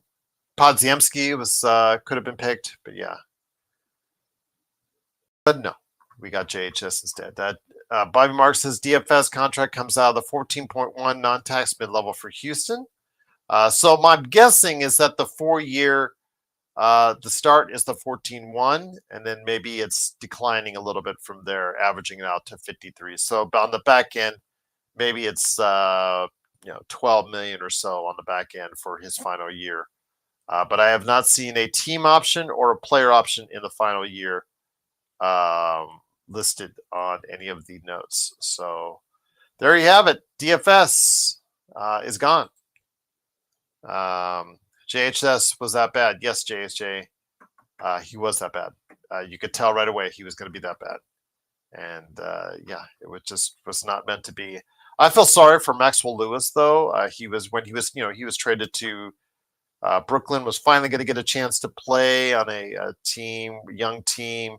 He was going to get a lot of time, and then did he blow out his Achilles or his ACL? One of the two. I think it's ACL. I think he did an ACL, and then he just had his option declined. So he is a free agent, but he is not going to get a look for quite a spell. Maybe he'll get looked at next summer, but yeah, for now, that kid's future is in doubt, and that's really sad because Maxwell Lewis. I know that good friend Stone was high on him, and unfortunately, his career has not worked out as well. But again, it is, of course, the Lakers fast break. Tears of joy since Joe announced my divorce. Okay, he has to see your wife. I think a picture of your wife for a second. Give the whole thing works itself out. But JSJ said JHS showed no glimpses in the summer league and preseason. He was doomed from the start. Yeah. Again, JHS was a failure. We saw it from the very beginning. And that's, again, if you wonder why I have my reservations on the long-term viability of Rob Pelinka as the GM, you can look there. You can look at Westbrook. You can look at many of the decisions that he made. THT over Caruso. He's had a couple moments where he is done favorably, and a couple moments where he's not done so favorably. So someone said the Lakers now officially have 0 two-way players with the departure of DFS. Again, I'm not broken up someone over this because, again, the length of the contract for a guy who's only a 10-point a game player. But yes, he is the only, or was the only, two-way player on the team. But that many years committing to a guy, I just would not have done it because I just don't think he is that good. Memphis Grizzlies and Cole Anthony's reps at XL Sports are working on a toward a resolution that allows Memphis to create the necessary cap space to renegotiate and extend Triple J while giving Anthony the opportunity to find his next. Oh, so he is working on a buyout as well. So Cole Anthony looks like he is going to be available out there. I don't know if anybody out there in the chat is liking him, but he was looking like he is going to be no longer a Memphis Grizzly, which again is something I talked about. Scottie Pippen Jr. played so well, a guy who I was wrong on. Scottie Pippen Jr. Played so well for the Memphis Grizzlies, so that's going to be something we're going to have to wait and see how that works out. But Cole Anthony looks like he's going to be a free agent here, probably towards the end of this week. Leon says, do you think it was smart letting DFS walk for nothing after we gave up 3 second-round picks? No, I don't think it was smart giving up DFS. But then again, I would have traded him a lot. I would have traded him by the trade deadline if you knew that was the case. But DFS at 4 years line is something I'm not going to commit to. I definitely don't want to commit to. And this is the thing. You're seeing DFS walk. This is a precursor to what could happen next summer with Rui Hashimura and Austin Reeves. That's why it is imperative you trade them this summer, in my opinion. You have to move Reeves and Rui Hashimura for more assets, better assets this summer. And I think that's still available to the Lakers, but it's just getting harder and harder because you don't have the draft choices from this past draft to go ahead and use in the trade. Daniel Barry Sports Highlights, it's time for Bruce Brown, maybe. Well, that depends on the Bruce Brown. The Bruce Brown from Denver or the Bruce Brown that's washed? Because if you're talking about the guy that's washed, that played in Indiana, looked terrible there, went to Toronto, looked terrible there, went to New Orleans. Kind of played a little teeny bit better. But again, if that's the guy you're looking for, I wouldn't spend any more than minimum on him right now. He was okay. No, he was terrible in Indiana, and he was terrible in Toronto. That's why he got moved on that contract. And then he got moved to New Orleans, I think was his last stop. And he kind of played a little bit better towards the end of the season. But then he was playing on New Orleans, a team that had no hope, and was probably just trying to fill out the hours if that's the case. Lakers now have access to the 14.1 non-tax and the $5.1 million biannual exception. So they now have 19. They're 19.7 below the tax. Lakers now have access to both those. So they can sign multiple players, which is interesting, guys out there. I want to hear your thoughts. A center and maybe a guard out there. Maybe like Quentin Grimes, or maybe like someone out there like a Nah, and then you sign a Brook Lopez, or do you go after Ayton? Let me know your thoughts. They're now almost $20 million below the cap. Yes. Again, DFS, 10-point a game player. That's all he is. That's all he has been. That's pretty much all he will be. But then again, on a team like Houston, they just need him to come in 15 to 20 minutes a game, hit a couple threes, go ahead and guard. Big body that he is, about 6'7", 6'8", good size. And that's a good win for Houston. That's more of a, he better be well. They better win and win big in the next 2 seasons, or else that contract is not going to age well. Ma for 5 points. It's Nikhil Alexander Walker. You guys messed it up earlier. JY says Rob is waiting on Rich Paul and Clutch to tell him what to do. Your guess is as good as mine, but I'm assuming with Luka there that Clutch has lost a little bit of its influence. At least I'm hoping that's the case. But we will have to wait and see. But the Lakers now have a 14.1 and a 5.7 to go ahead and play with. Yes, so Cole Anthony will become a free agent here. If that's the case, he has to go ahead and clear waivers. So that will be later this week, along, like I mentioned, with, of course, DeAndre Ayton and Jordan Clarkson. They'll be available later this week, as far as it's concerned, once they clear waivers. Cleo says, is it true that DFS was pissed that Rob was asking other teams about his injury to lowball him and negotiate? I don't think that was the case, Cleo. I think a lot of the stuff is just smoke screens. I think when it comes right down to it, the Lakers looked at his age. He's 32. Committing a long-term, right around, let's say, average of about, give or take, 14 million, or a little under 14 million. Committing to that, this was not going to age well. It would look good for the first 2 years, but then the last 2 years it'd be iffy. Do you think DFS is going to be a productive player at 35 and 36? Do you think he can still guard at a high level at 35 and 36? That's the question you have to ask yourself. Now, Houston, I'm probably sure, is saying, you know what, we'll get rid of him when he starts to decline. We'll go ahead and make some trades. We have some assets to use. We'll go ahead and trade him. He is for the next 2 years. And if we do win a championship, it'll work itself out. But I'm using this as a precursor to what, could happen next summer if we do not trade Austin Reeves and Rui Hachimura. That's my concern. Would Cole Anthony be a better pickup than Gabe Vincent? I don't think you can get much worse, JY. I really don't think you can get much worse because we've had some Not great returns with Gabe Vincent. I'll just say that. Rockets are even better now with KD, DFS, Emma Thompson, Sengun. Yeah, defensive end. They will be one of the best defensive teams in the league, Leon. I think that you could say.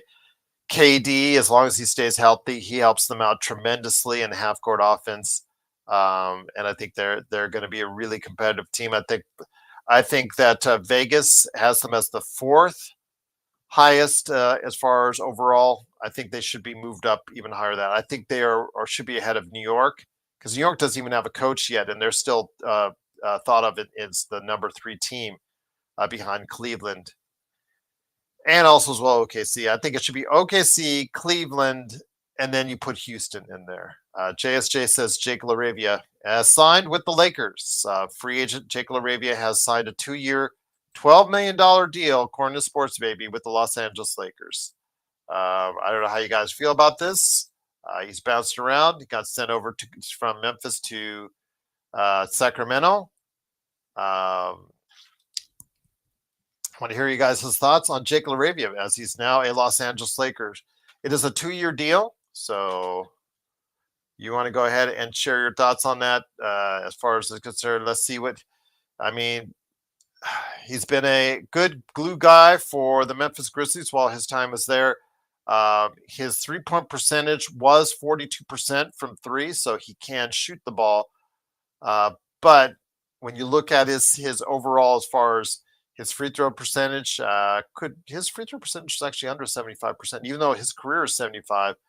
Didn't shoot it well from the line last year. Kind of weird on that. He shot it much better than ever from 3-pointer, but his free throw shooting went down. Really weird on that. But he only averaged 7 points a game. So how much he will give you, he's going to have to go ahead and be an off the bench guy for us.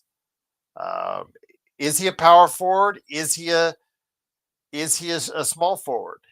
That's the thing. He doesn't rebound well if he's your power forward. He's going to be a stretch guy. He's going to hit the open shot. We'll wait and see. But this does not help your rebounding a whole lot if he's your power forward, if he's your stretch four. What are the Lakers doing, says Cleo?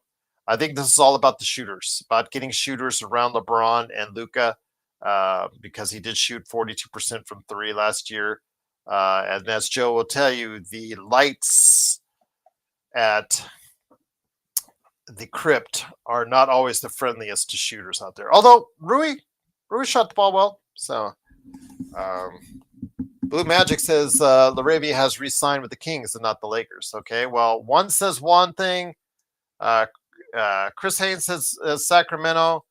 Sham says the Lakers. So we'll go ahead and see. All right. So Chris Haynes says Sacramento. Okay. Thank you guys. But no, Laravia. No, Chris Haynes did say it is the Lakers. He had to correct it. Chris Haynes blew it. Sham said something different. Yes, it is. Chris Haynes has corrected it. It is the Los Angeles Lakers. Yeah, see that where it says I posted in here, that little asterisk. Yeah, he had to change that. He deleted his tweet and retweeted that. So Chris Haynes and his zeal and his zest to become an insider, antithesis to Shams. It's Jake Laravia is now a Los Angeles Laker. Not overly thrilled because it also eats into. Well, it just tells me that they're leaning more towards getting DeAndre Ayton. I think that because they don't have to sign and use the full mid-level extension because they got the $19 million we just described before Jake Laravia was signed. We'll have to wait and see how that works out. But he can't rebound. He can just shoot. That's what they're saying. 42.5%, his best year ever from 3. He didn't play a whole lot. He's averaged only 7 points a game. Yeah, Nick T, he can shoot. He was 42.5% last year from 3, his career high. So they're going to put shooters again around Luka. Can he play defense at the level of DFS? He's not been known to play level DFS, but he is around the same size as DFS.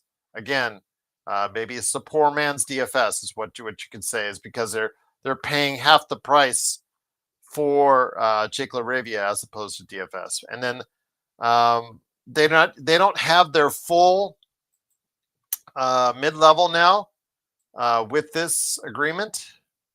I don't think, unless he signed his first year is 5 and change. We'll have to wait and see because it's 2 years, 12. I don't know what the breakdown per year is, but if that's the case, we'll have to wait and see what they have as far as their full mid-level exception. If they're waiting for DeAndre Ayton, and go from there. So whether it's 9 or 10 million, they could sign a third player above the minimum and try to get away with that. But that's again if DeAndre Ayton signs for only about $9 million, because that would still leave room on the table. But we'll definitely have to wait and see how this works out. But Jake Laravia is now a Los Angeles Lakers. He's a Los Angeles Laker indeed. So we'll have to wait and see. We need to catch and shoot players. Well, we got one. And Jake Laravia. He might shoot 1-3 a game. He's going to have to shoot a lot more than that on the Lakers, because he's going to get time on the team where there's no real bench. He's going to have to come off the bench and provide support for the Lakers. Lightning Bolt says, so the Lakers wasted 3 second-round picks for DFS for 4 months. In essence, yes. Yes, they did. But Lightning, again, as I said, I would not have given DFS a 4-year contract. Remember, the backside of that DFS contract is not going to look good. It won't be too expensive, though, because it'll be about $13-14 million. But it's something that could be easily moved by Houston. And if the Lakers would have signed him, they could probably easily moved it as well. So, yes, they got he walked away for nothing. So those 3 second-round picks that was given up earlier this year was given up for that, indeed. Someone says, how many terrible defenders does this team need? Well, apparently they needed one more if Jake Laravia is not your cup of tea. So he can shoot, and he can shoot. That's what it is. Div X-Ray says, a great pickup by the Lakers. I'm not going to be as high on that, Div X-Ray. Again, he's for a power forward or guy who plays the forward, he's a terrible rebounder. His defense is hit or miss. But yeah, again, 42.5%. If he stays at the 42.5% and not at the 37%, because is it an outlier? It's an outlier. Let me go ahead and just say his career high was last year from 3-point line at 42.5%. That has to continue as far as the concern. And that was combined between Sacramento, he was at 38.5%, and at Memphis, he was at 44%. So we will wait and see if that 42% is a real number that you can base things off, or if it goes back down to 34% or 33%. That's what my concern is. Look at the years before, 33 and 34.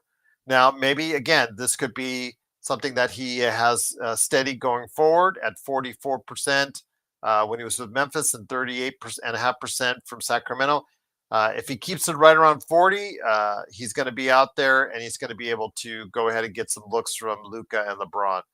That's going to be great. But again, he is not going to be able to get you a whole lot else. So he better be filling it up, and he better start scoring, because he's going to get minutes on this team. He is not going to be averaging just 19, 20 minutes a game. He's going to be getting some real minutes off the bench. And if that's the case, he better give this team a lot better output than he has been doing. So we will have to wait and see how this works out. But as of now, the Lakers have themselves forward Jake Laravia on a 2-year, $12 million deal. And we'll see how that is. Fully guaranteed deal for Jake Laravia in Los Angeles, negotiated by AMR Agency. It's not done by Clutch, just to let everybody know. But yes, he is a Laker for 2 years, $12 million. Fully guaranteed. So there you go. No, it doesn't say anything about player options or team options on that. So it looks like it's a fully guaranteed 2-year deal, $12 million. Again, this is all about shooting with him, and he better keep it around 40%. So this deal looks good. It's not expensive by any stretch of the imagination, according to what we see in the NBA contracts. So $6 million, it can be moved if he starts to go awry. But I know a lot of people are not happy with Rob because they let DFS walk after giving up 3 second-round picks. So I agree. Not great. And you still could have moved DFS off, but I think the 4 years scared them. I think the 4 years that Houston is committing to scare them. And I think Houston will try to do what they can. If it does get old after 2 years or so, we'll be able to try to move him. But they've got a lot of viable assets in order that they can move DFS. So Huff is a free agent. Jay Huff, I thought he had signed with Memphis. Was he waived?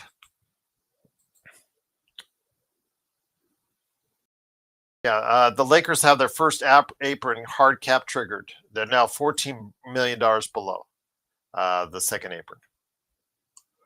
So no, I thought Jay Huff signed. He's still with Memphis. Yeah, that's a pretty cheap salary too. It's like 4 years, $10 million. Yeah, it's a 4-year deal. He's being paid around $2.5 million on average. And then it's a club option on 27-28. So yeah, he's a Memphis Grizzly. Just to let you know. Yeah, that's another one where I think he would have been pretty good to stay on the Lakers. Block shots, shoots, can stretch the floor out. Not the perfect center there, but he can do some things for you, and probably would have been a better option for us than possibly even Jackson Hayes. Div X-Ray, I'm excited. He realized his mistake on DFS trade and just let him walk instead of compounding a horrible trade by giving that bump 3-4 years. Again, giving him 4 years is not something I would have recommended as well. But Joe Soro says no one is happy about this signing. Happened 60 seconds ago. Where did you pull this? Everyone is happy about it. BS. I'm not happy about it. It's not thrilling. I don't know. Again, if he shoots 40%, obviously it puts another shooter out there around Luke and LeBron, but he's not a super defender, and he's doesn't rebound for a guy 6'8", 230. No, Nick T, your favorite Kelly is not. He's got one more year. And I think he's in Washington now. He's in the Washington Wizards, Kelly Olynyk. So he'll probably be, unless he asks for a buyout now, he's going to have one more year on his contract, unless he asks for a buyout here and become a free agent here by the end of the week. Otherwise, he will probably be traded or probably bought out after the trade deadline later this year. Div X-Ray, he is a better defender than people give him credit for, Gerald.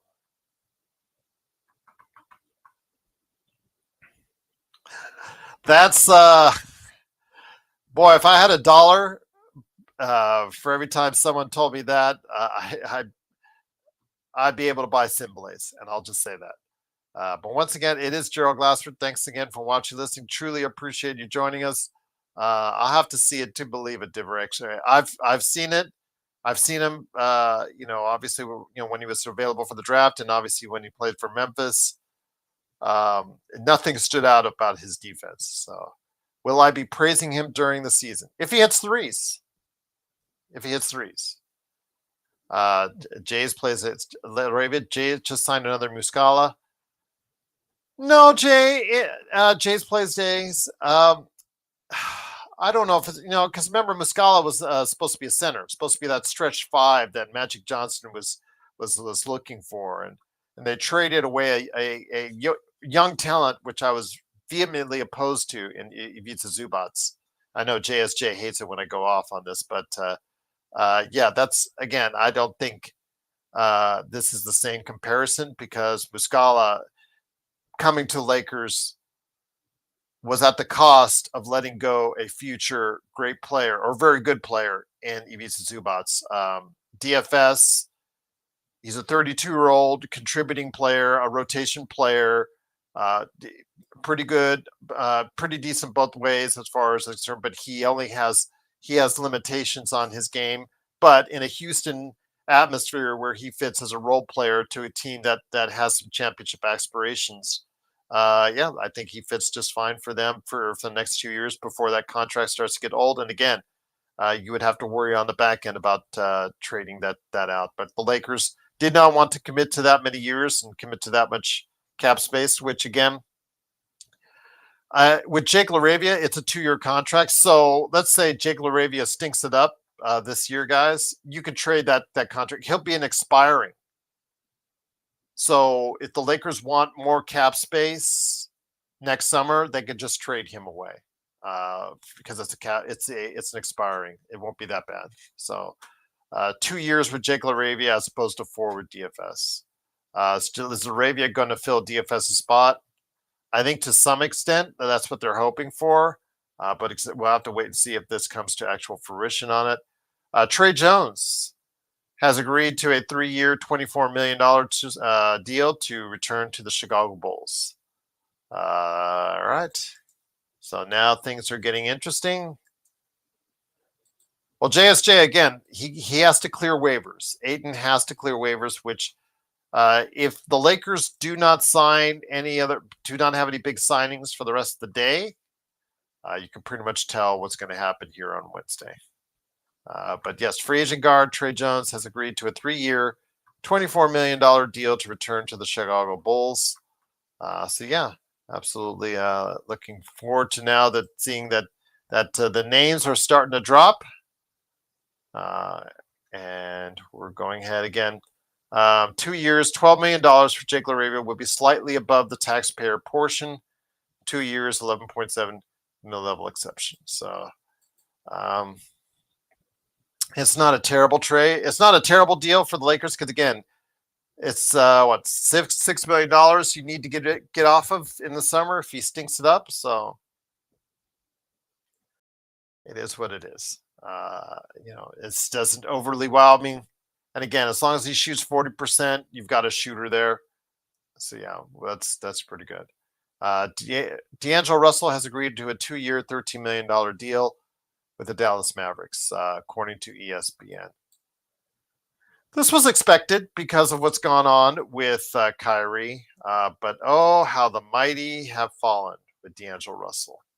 He's got his one last chance to be a starter before Kyrie comes back and he goes to the bench. So at this point, that's who he is. This is who he is. Johnny says, I think Richards a better deal than Ayton for the Lakers. I say Ayton's a little bit better than Nick Richards. Nick Richards now is mired in the deep end in Phoenix. But no, that's not too surprising, Juan. He'd been rumored to go there because they have a need and they have a hole right now at point guard. So they figure he's going to be good enough for them to get them in a decent position while Kyrie gets healthy and hopefully will come back the second half of the season for them. But we will have to wait and see. But yeah, it is Gerald Glassford. Thanks so much again for watching, listening. And anything else going on? Yes, D'Angelo Russell has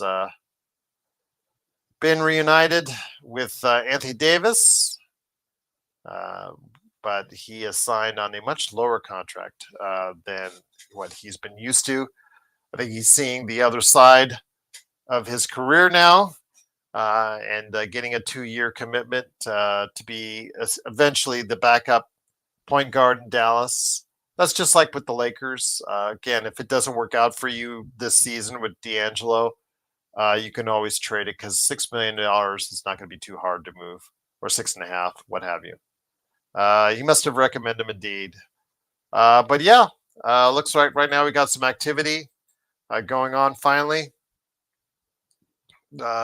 Hopefully more will be done for the Lakers side.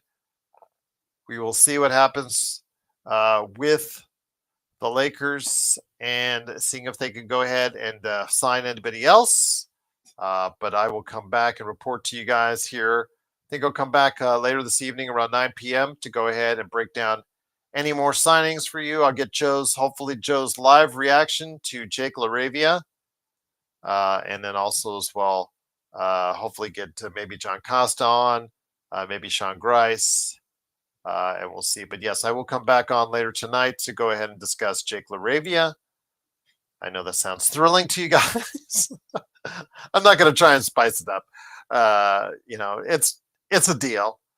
It's not a back-breaking deal by any stretch of the imagination. It's just a 2-year deal, and it's only around $6.5 million. So it is what it is. But Sports Baby says, "Is this better for Mavs? All these moves, or would you rather have kept Luka?" Well, I'm sure the Mavs would rather have kept Luka, but then they probably wouldn't have gotten. Well, they wouldn't have gotten Cooper Flag. So there you go. Again, thank you so much again for joining us. Thamus, what's going on? Good afternoon, Gerald. It's funny. I so badly did not want to trade for Ayton, but now I hope we sign him. Well, we will see. Breaking news. The Denver Nuggets are trading Michael Porter Jr. and an unprotected 2032 first to the Brooklyn Nets for Cam Johnson. What are your thoughts on this, guys? It's a shooter for a shooter. Again, MPJ, I believe, has the more expensive contract, or at least the longer-term contract. But MPJ is now a Brooklyn Net. And the 2032 unprotected first. That tells me that Denver really wanted to get off the Michael Porter Jr. salary. I'm just going to say that. When you're willing to give up an unprotected pick, that tells me you really want to get off that salary. So yes, he is going to be on the hook for $38 million this year and $40.8 million next year.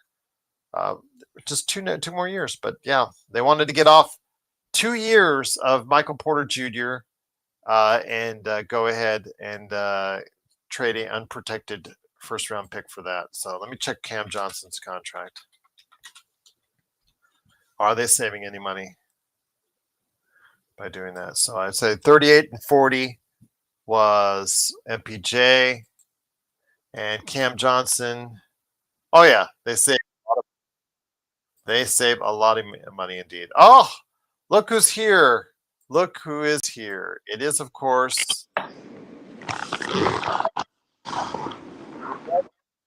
Hi, how are you? All right, man.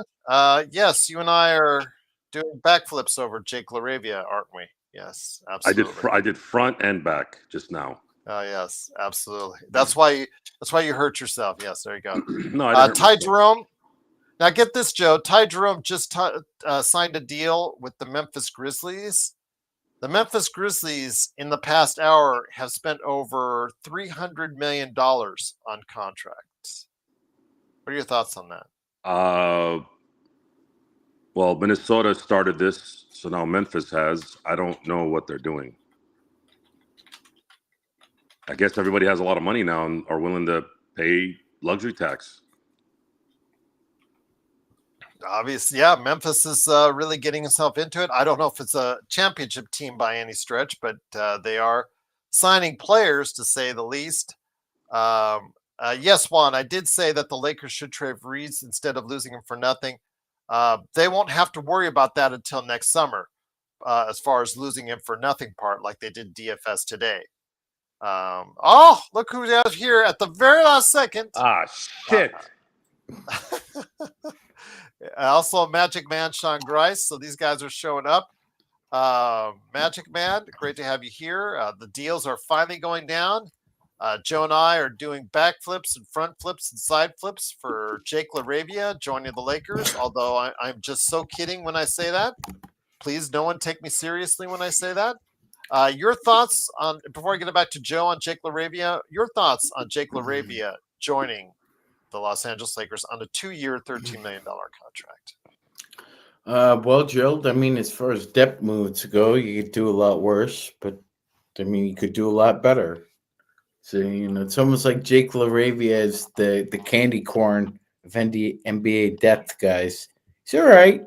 No, well, this isn't not a great defender. Not a great defender.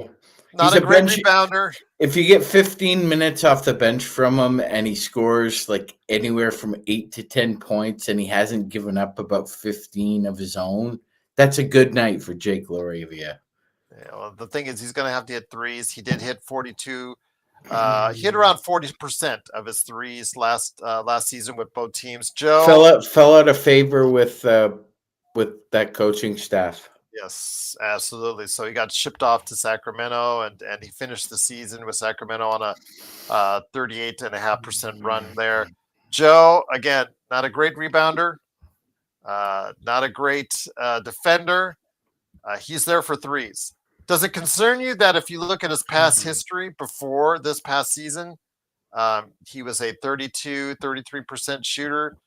Are you worried he might revert back to the norm and not be able to help the Lakers as much as maybe, let's say, a DFS was? No, I'm not worried. If he can play defense and rebound, he wouldn't be signing for $5 million a year. Mm-hmm. So no, it's not a backbreaking deal, and the Lakers. It's only a 2-year deal, and the Lakers could get rid of it. So it's not a backbreaking deal, guys. So, but I'm not confident in it. I'm just. So we're just gonna speculate now that the rest of that MLE money is gonna be used for like Brook Lopez or Capella or DeAndre Ayton. Well, he clears waivers Wednesday, so Wednesday, we're gonna have to wait for that one. Mm-hmm. But let me ask you guys, Gerald, would you like if it was up to you? Wouldn't you just give Ayton a contract for the veterans minimum? Like if you can save money here and there, like $4 million can still get you a pretty decent bench player. But if we use it all up for Ayton, there it goes. Lightning blitz. No, I don't miss the point at all. First off, don't tell me I missed the point because you're missing the point. The point is, yes, I have said vehemently that the Lakers need to do what they can now to build a team around Luka that can win now. Jake Laravia, it may not be a win now player. So in essence, by getting this player, we are wasting a season with Luka. It's letting DFS walk is one thing, but if you don't replace them with the player or players that are going to be better for you than a 10-point game player that played both ways, but was only a 10-point game player, then you're not helping yourself. So don't tell me I'm missing the point. You are missing the point if that's the case. Let's say you're saying build around Luka. I am also saying build around Luka with quality players. And if Jake Laravia reverts back to the way he was for his earlier part of his career, well, most of his career, he was not an efficient shooter. Last year is an anomaly for him. He's striking rich while he's striking it hot, while it's hot. So I'm hoping he'll stay a 40% shooter. If he does not stay a 40% shooter, he is not going to help this team get to where you and I want to go. So you, in essence, may be missing the point on that. Gerald, do you want to break the Shams breaking news trade here? It's pretty big. Kevin Porter Jr. Signed to 2-year deal to the Bucks, or the Michael Porter Jr. Well, the Michael Porter Jr. just got traded to the. Yes, and they also gave up an unprotected first-round pick. The 2032. Yeah, we were talking about that just before you hopped on. MPJ, yes. So MPJ is gone to Brooklyn Nets, but the Denver Nuggets are saving $20 million, I believe. No, I'm sorry. They're saving $17 million this year. They're saving another $17 million next year as well. So $34 million.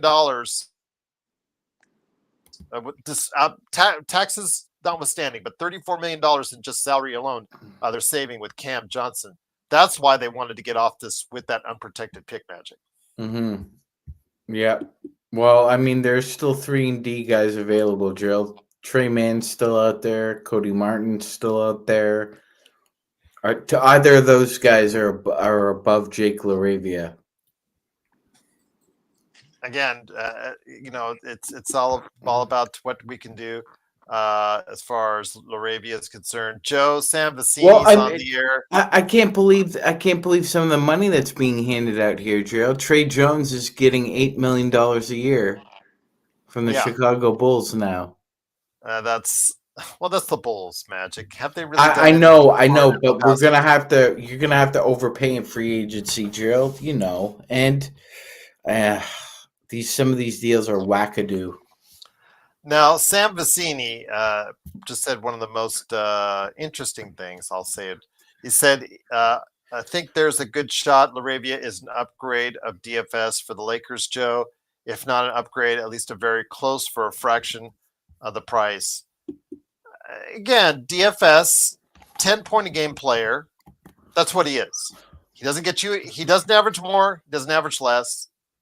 But his defense was obviously as the best defender on the Lakers, with all apologies to Vando, but that title, the bar is set low for the Lakers on the defensive end, and the best of it was DFS. You lose that. So what do you think at this point, Joe? I mean, obviously the Lakers do not want to commit to the years that DFS was looking for. At this point, the Lakers get Jake Laravia as a cheaper replacement. Do you see this as a sign that the Lakers have taken a step forward and still have more work to do and will be able to get it done? Or do you see this as a step backward? I don't see it either way. The Lakers have some expiring contracts. There's players they have right now that are on. So they have a couple of expiring contracts for duds, Gabe Vincent and Kleber. And then you have expiring contracts with Reeves and Rui. There's a lot of opportunity to use those expiring contracts for something should it present itself. So that's why we have to kind of wait for that. I think DeAndre Ayton will be a Laker. For how much, I don't know yet. But they may do something. I don't really know what that is, because it would have to be something that they didn't expect to come their way. That's where I stand on that. And if it makes sense to where they can compete this year, I think they make it happen. But it's a fine line. Do you try to go all in the last year with LeBron there, or do you sort of go all in and hope the breaks go your way and you don't compromise 2026 and 2027 by giving large contracts out or large extensions should they do a sign and trade for someone that they do like? So that's the question right now. Bruce Brown Jr.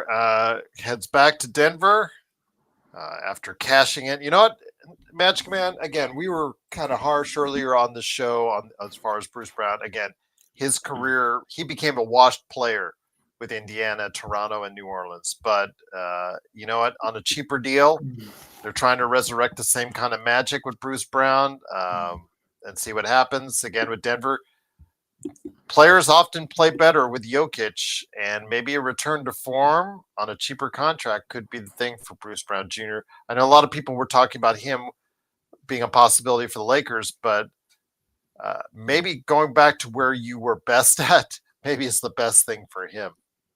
Yeah, if it's, I know they say familiarity breeds contempt, but there's also something called being comfortable at home, Gerald, where you hang your hat. So I mean, for sure, he's going back with Bowen, going back with Jokic.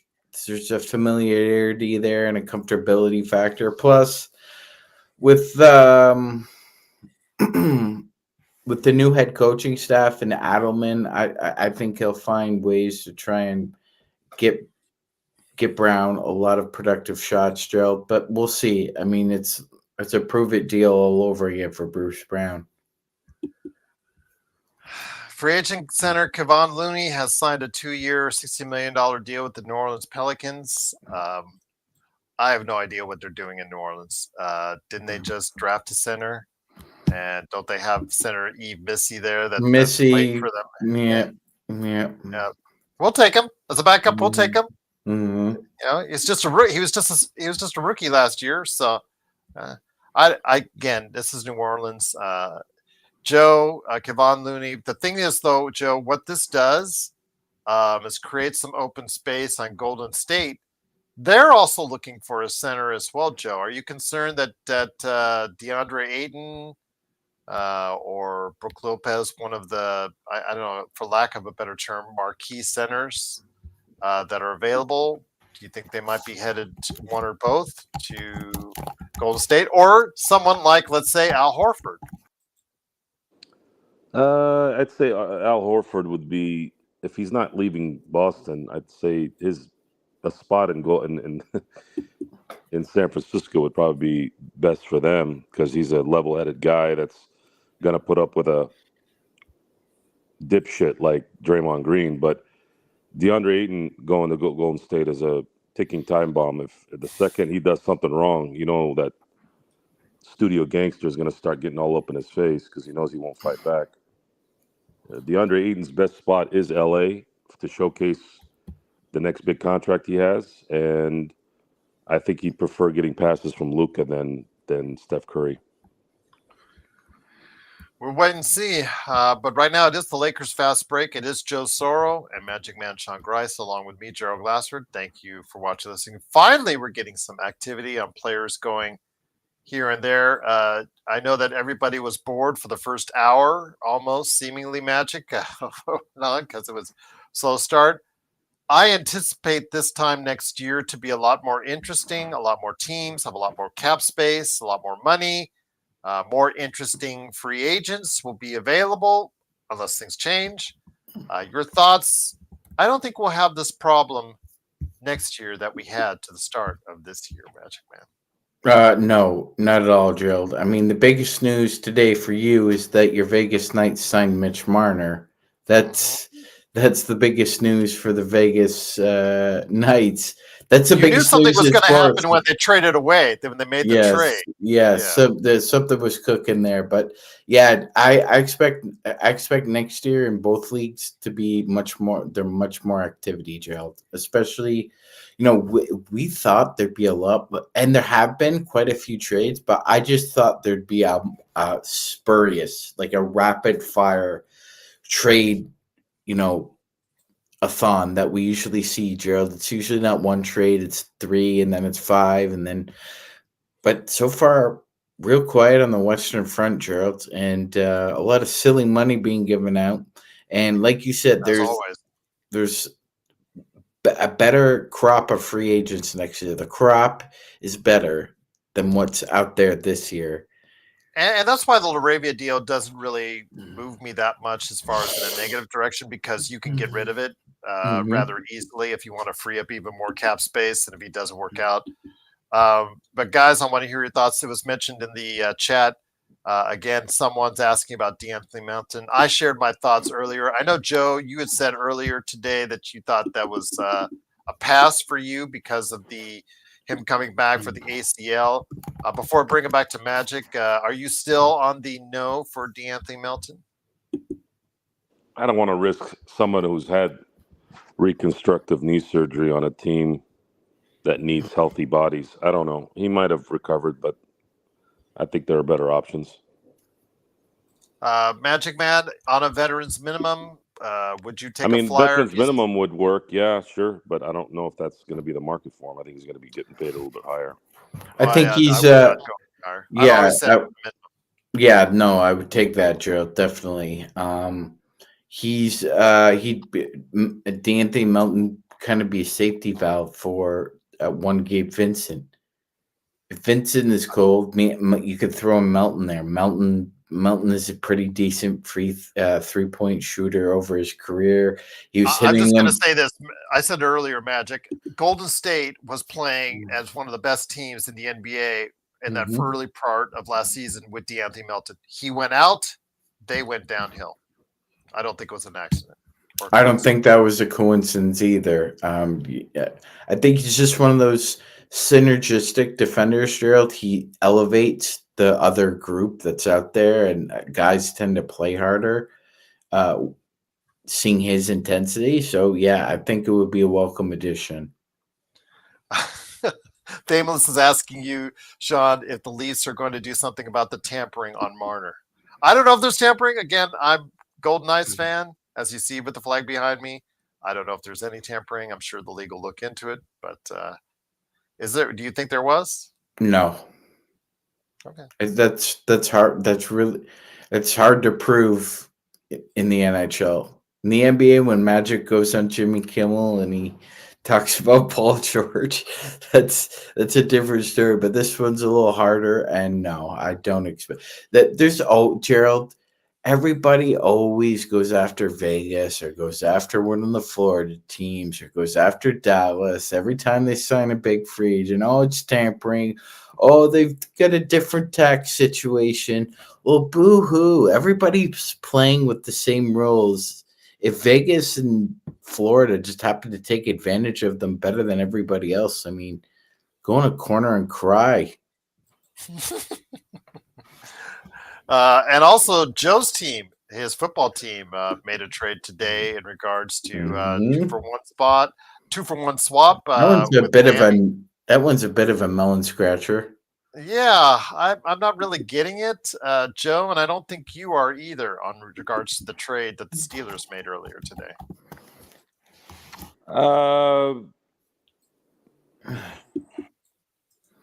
By the way, Luke Cornett is signed with the Spurs for 4 years and $40 million. The Steelers. Whenever I hear Luke, sorry, Joe. Whenever I hear Luke Cornett, I think of Jim Cornette. Where's my tennis racket? Go ahead, Joe. Sorry. Until Mike Tomlin is gone, that team is toast. There's no talent on that team that'll get fixed. They had arguably the greatest trio for at least 3 seasons, and they produced dick in those 3 seasons in terms of even getting to a Super Bowl. Mike Tomlin needs to go, and until that happens, I'm not really expecting much from them. I'll watch and I'll support, but I just don't see a Super Bowl win in any. And as long as Mike Tomlin is there, I just don't see it. He doesn't know how to develop players. His discipline tactics don't work. There's always a diva wide receiver that's polluting the locker room. I think the guys like the good veterans like Cam Hayward and TJ Watt, I think they support him because he is kind of probably a stand-up guy where, in outside the football execution area. So they kind of support him there. But if you take them all to the side and say, hey, look, what's up with just Mike Tomlin on the football side? I think if they were off the record, I think they say, yeah, he struggles in kind of being able to get everybody prepared at least 2 or 3 times a year, which in the NFL, you lose 2 or 3 games because you're not prepared. You're going to cost yourself playoff wins, high seeds in the playoffs, and the chance of being in the best possible position to win.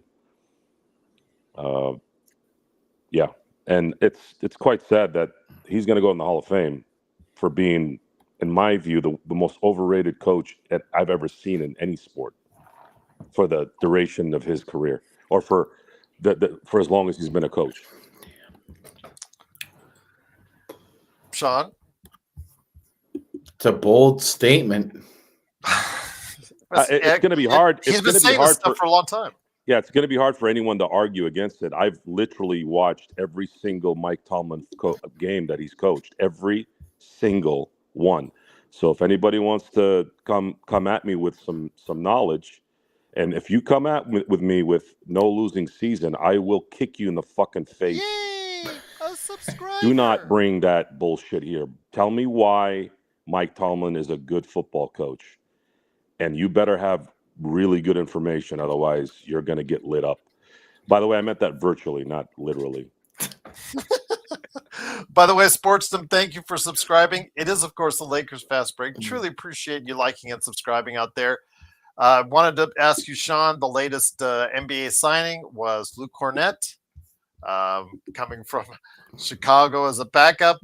Was able to go ahead and win a title with Boston. Played a little bit more of a prominent role, with Boston this year. Gets a 4-year, $41 million deal. It's apparent that Wembanyama is doing his best AD and does not want to play the center as much as possible. Even though I think you and I and Joe What the hell is that? Is that true? A 3-year with the Houston Rockets? No. Wembanyama doesn't want to play center.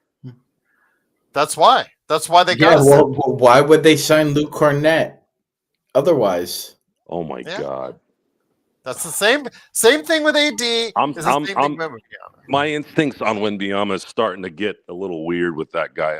If that guy doesn't want to play center, then I don't know what the hell. Okay.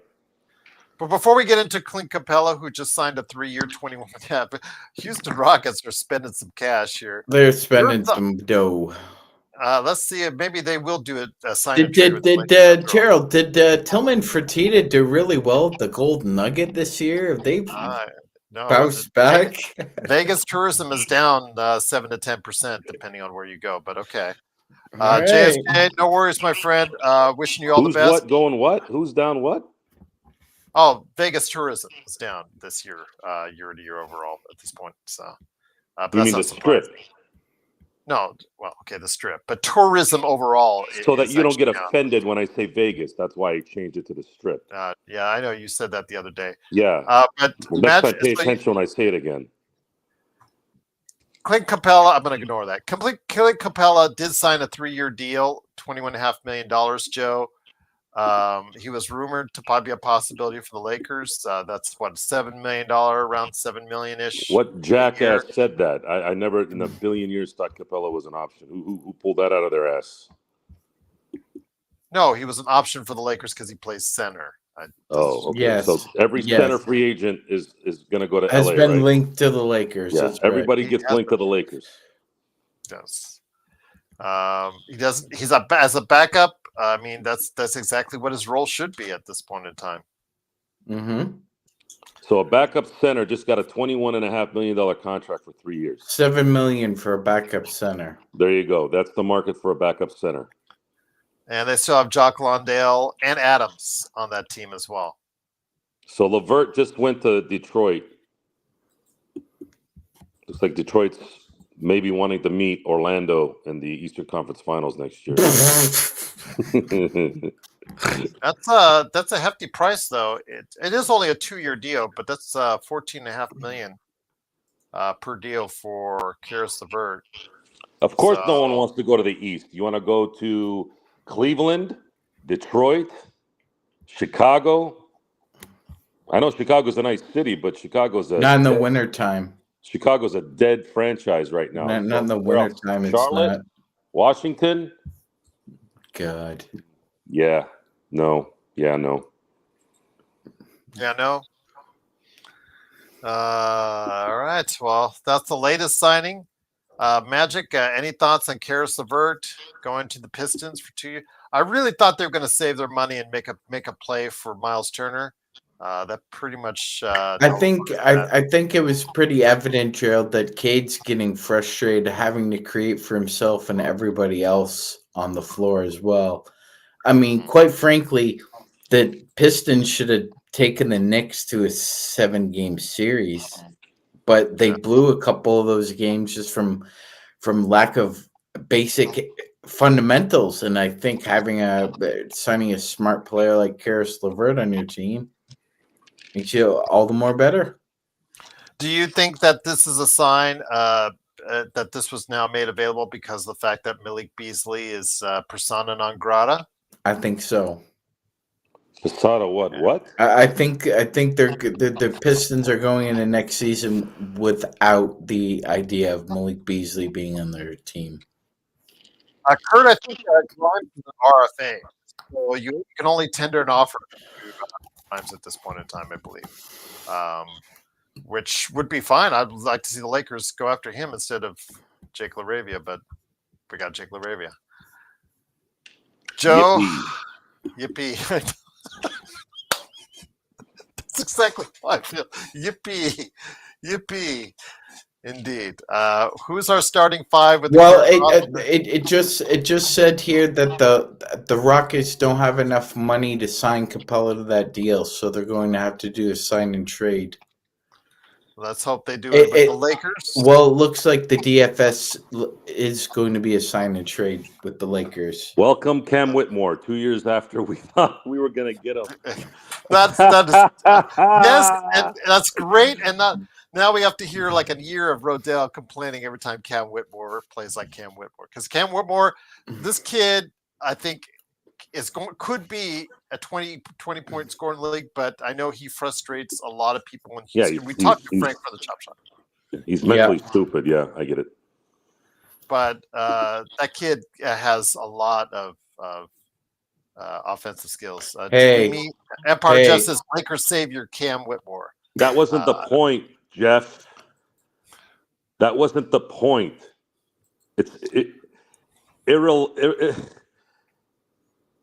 I'd rather have Cam Whitmore being an idiot with some athleticism than having a green felt jacket wearing jackass on draft night who can't dribble, can't score. Yeah, I mean, I wouldn't play defense. I wouldn't. To Joe's point, I wouldn't trust Lou Williams to make me Kool-Aid with his brain cells, but he could put the ball in the bucket.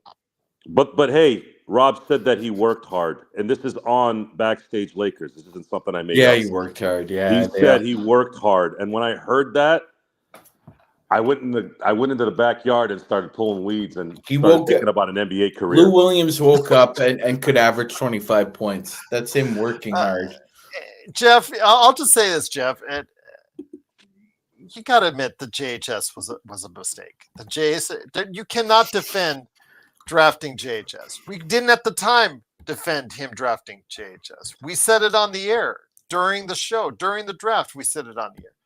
I think Jeff's friends with somebody that's attached to either Ohio State or JHS. I think that's what this is. Oh, you mean Jeff says JHS was from Indiana, right? I'm sorry, Indiana, not Ohio State. Sorry, I got mixed up with all the Big Ten stuff that Rob knows everything about. Yeah, the Big 14 and the Pac-2. The Big 10, yeah, the Big 10 in basketball. That's where all the big players come from. And the Pac-2. Yeah. They did get hard capped, I believe, with the Jake deal. So we'll have to wait and see. Again, they still have money under the MLE to go ahead and get because it was 19. It was up to 19.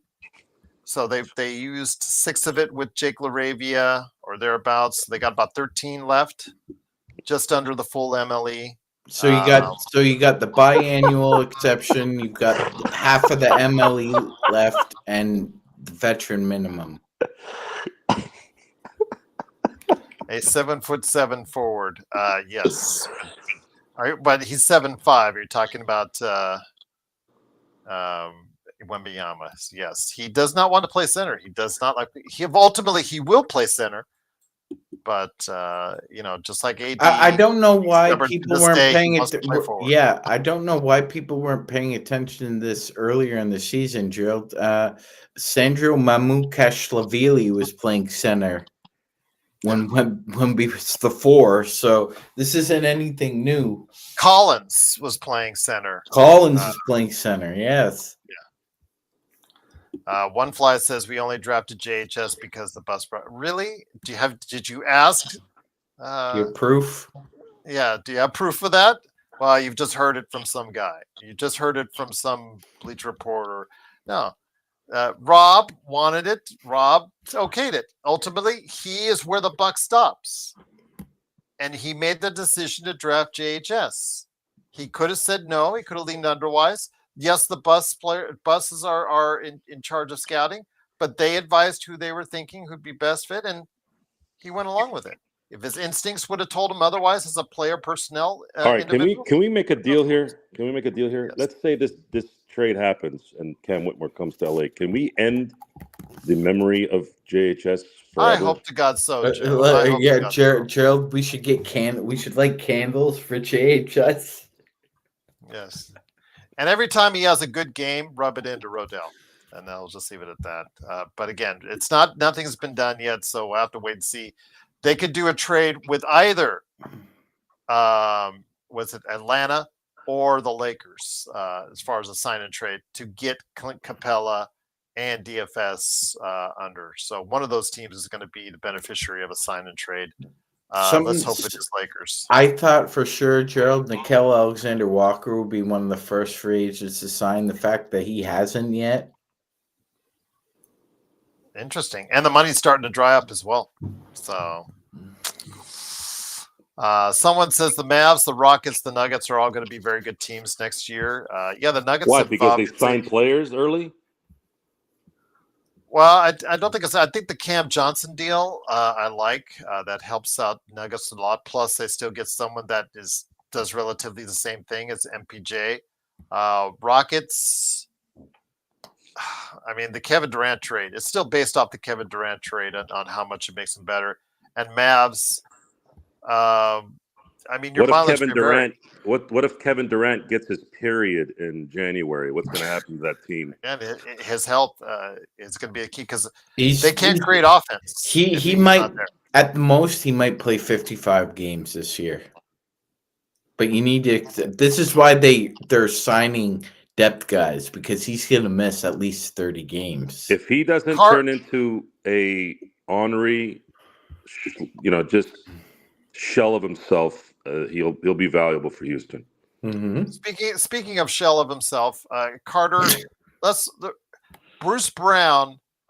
Again, if this is the Bruce Brown from 2 years ago, that's great. They get him on a very small deal. Great job by the Nuggets. But if it's the washed up player that played for Indiana, Toronto, and he kind of had a little bit better. He did a little better when he went to New Orleans because he got dumped over there. But still, overall, played like a washed out player. Then we'll see.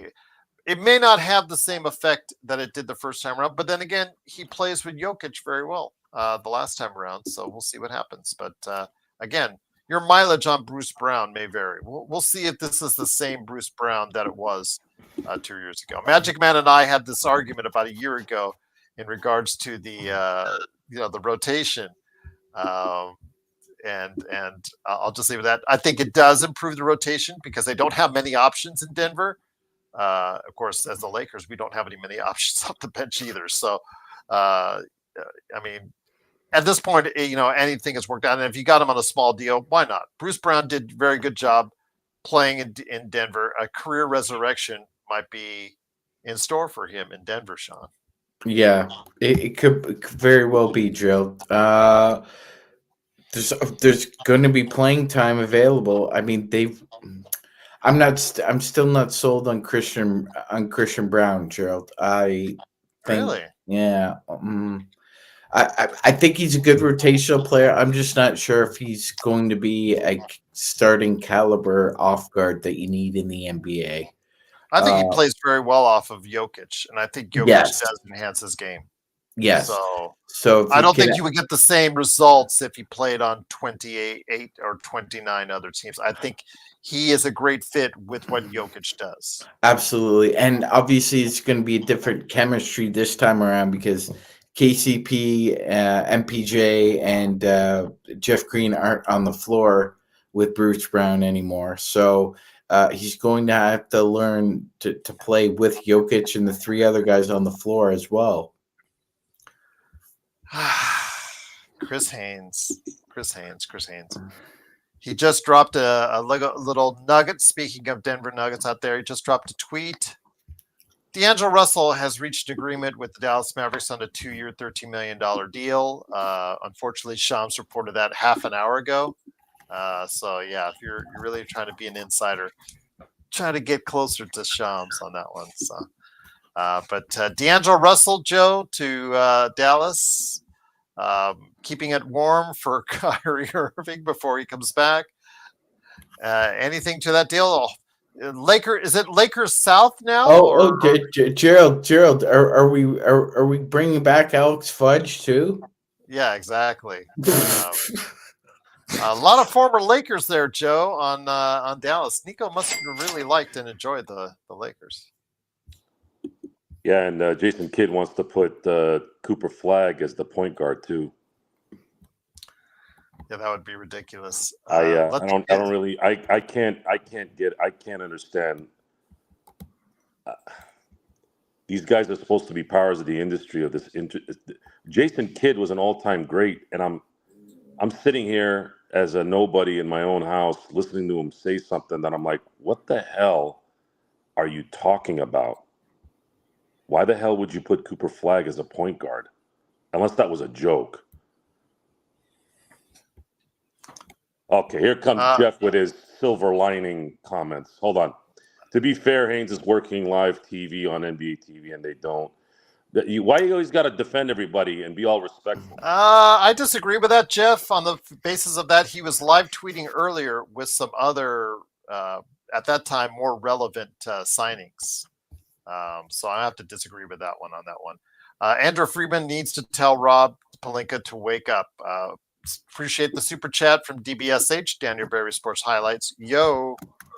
But yeah, earlier on in this process, about an hour ago, he was trying to live tweet some major moves right in and around Shams was tweeting them. So I don't know if that is 100% correct. Does it really matter if we find out a transaction at 6:01 versus 6:02? Does it really matter? No. You wanna be the power of that world? How about telling us a deal that happens the day before, and then when it happens the next day, then make that consistent? Right now, I see the Nuggets as a top 3 team in the West, Carter. So I'll leave it at that. Good question, though. Weren't they already a top 3 team in the West? Not at the end of the year. Oh, sorry, Sean. top 4. Sorry, top 4. Well, so 3 teams were, a couple games away from that second seed, but yeah, it's bunched up. It'll be bunched up again, Gerald. We'll see injuries. Lakers were a top 3 seed this year, and they sucked soiled balls when it mattered. Gerald, I'll say this. On paper, it looks like Denver has a formidable squad, but on paper, they're still behind Houston and Oklahoma. Why do you guys, and I don't understand, sorry, Sean, I have to say this. Why are people listening to Anthony Irwin? Don't ask him to do a live ad read. Why the hell are you, is anybody watching? That's a lie, by the way. That's a lie, by the way. That's a lie. There's no way Pelinka would put that out. There's no way. Do you know how unprofessional and that's beyond unprofessional and unethical, Gerald. I'm calling you out, Erwin. You're a liar. I stopped listening to that guy years ago. He's one of the reasons why I started this show, because he was so bad at his job on Locked on Lakers and all that. Juan's asking, appreciate the Gerald. You know if Pelinka wanted to, he could sue Anthony Irwin for this, because under I believe it's the NBA rules, he has to be licensed, right? And so if you're saying that, and you're a person is sending defamatory medical information, that's a serious ethical crime. There you go. How about just not watching his shit, not having to sue everybody for every damn thing that doesn't go your way? Just stop watching him. The guy doesn't know shit. Nothing. He knows dick. Well, he hasn't seen his in a while. Basketball knows more than that guy. Brooke Lopez is going to LA. Yes. He's going to the Clippers. Yeah. A little tease for everybody there. We all saw that coming. Going to the Clippers. Welcome, and DeAndre Ayton. Yeah. 2 years, $18 million. $9 million. Oh my God. Yeah. This is crazy money for backup centers in the NBA, ladies and gentlemen. There you go. Well, it's going to get crazier next year with all the money that's going to be available. Look, Sean. I get it. I get it, Gerald. It's only a 2-year deal, but at some point in time, there's a drop off. Brooke Lopez is just going to drop off. Well, you heard the rumors that Timofey Mozgov and Luol Deng are getting back in shape for a comeback in 2026. Yeah, I heard that. Yeah. You There should you go. ban yourself for just saying both those names right now. Oh, there will be some signings next summer that will probably really stink and probably will not grow old very well. I'll leave it at that. Juan, appreciate the super chat question. Is this a soft team? Gerald, who will ever forget the worst draft in the 21st century, the 2013 draft, and Otto Porter Jr. turned out to be the richest player from that draft. Yeah, that's a trivia question. I don't think many people are going to get. Speaking of questions, Joe, let me ask you this. This is Otto. You always liked soft teams. With Laravia, Luca, Reeves, don't forget Dalton, Ayton. Even Ayton is a little soft. First round exit again. Now I know Rob is lost. Your thoughts on that, Juan? From Juan. You think this team is going to be a little bit on the softer side? Well, who's not soft in the NBA these days? That's a good point. I mean, they're not allowed to even look at each other, or Silver will suspend them for 3 days, right? Steven Adams and James Johnson. That's about it. Yeah, but those guys can't fight because they'll get suspended for a month. There's a difference between. I wouldn't want to fight Steven Adams. I don't think he'd come back to the NBA for the remaining year. They're not allowed to fight is the point, because they'll get suspended and they'll lose millions of dollars. That's why they don't fight. So, plus, basketball players don't really know how to fight. I've seen basketball players try and swing. It's just doesn't look good. Charles Barkley being one of the funniest when he was fighting Bill Laimbeer. He was kind of cockeyed to the left and punching, so he didn't get hit by Laimbeer. I highly recommend you watching that on any replay on YouTube. It's actually pretty hilarious. But he certainly got his when he was holding Larry Bird, and Dr. J was just feeding him fisticuffs. Yeah. Again, it's the softness of the Lakers is. I don't know what we're talking about. The guy that's been the icon player for the last 8 seasons is the guy that gets hit in the face, and then it's like somebody shot him with a cannon. That's their identity. So, Brook Lopez, backup center, 2 years, $9 million each year, $18 million overall. Sean, like you said, that's a lot to pay for a backup center. It is, Gerald. It is. So now we're looking at a market where a decent, pretty good starting center makes $20 million a year. I'll just throw that out there. And now a backup center is going to be making almost 10. We're getting into ridiculous territory here. I mean, is somebody out there? You see the market.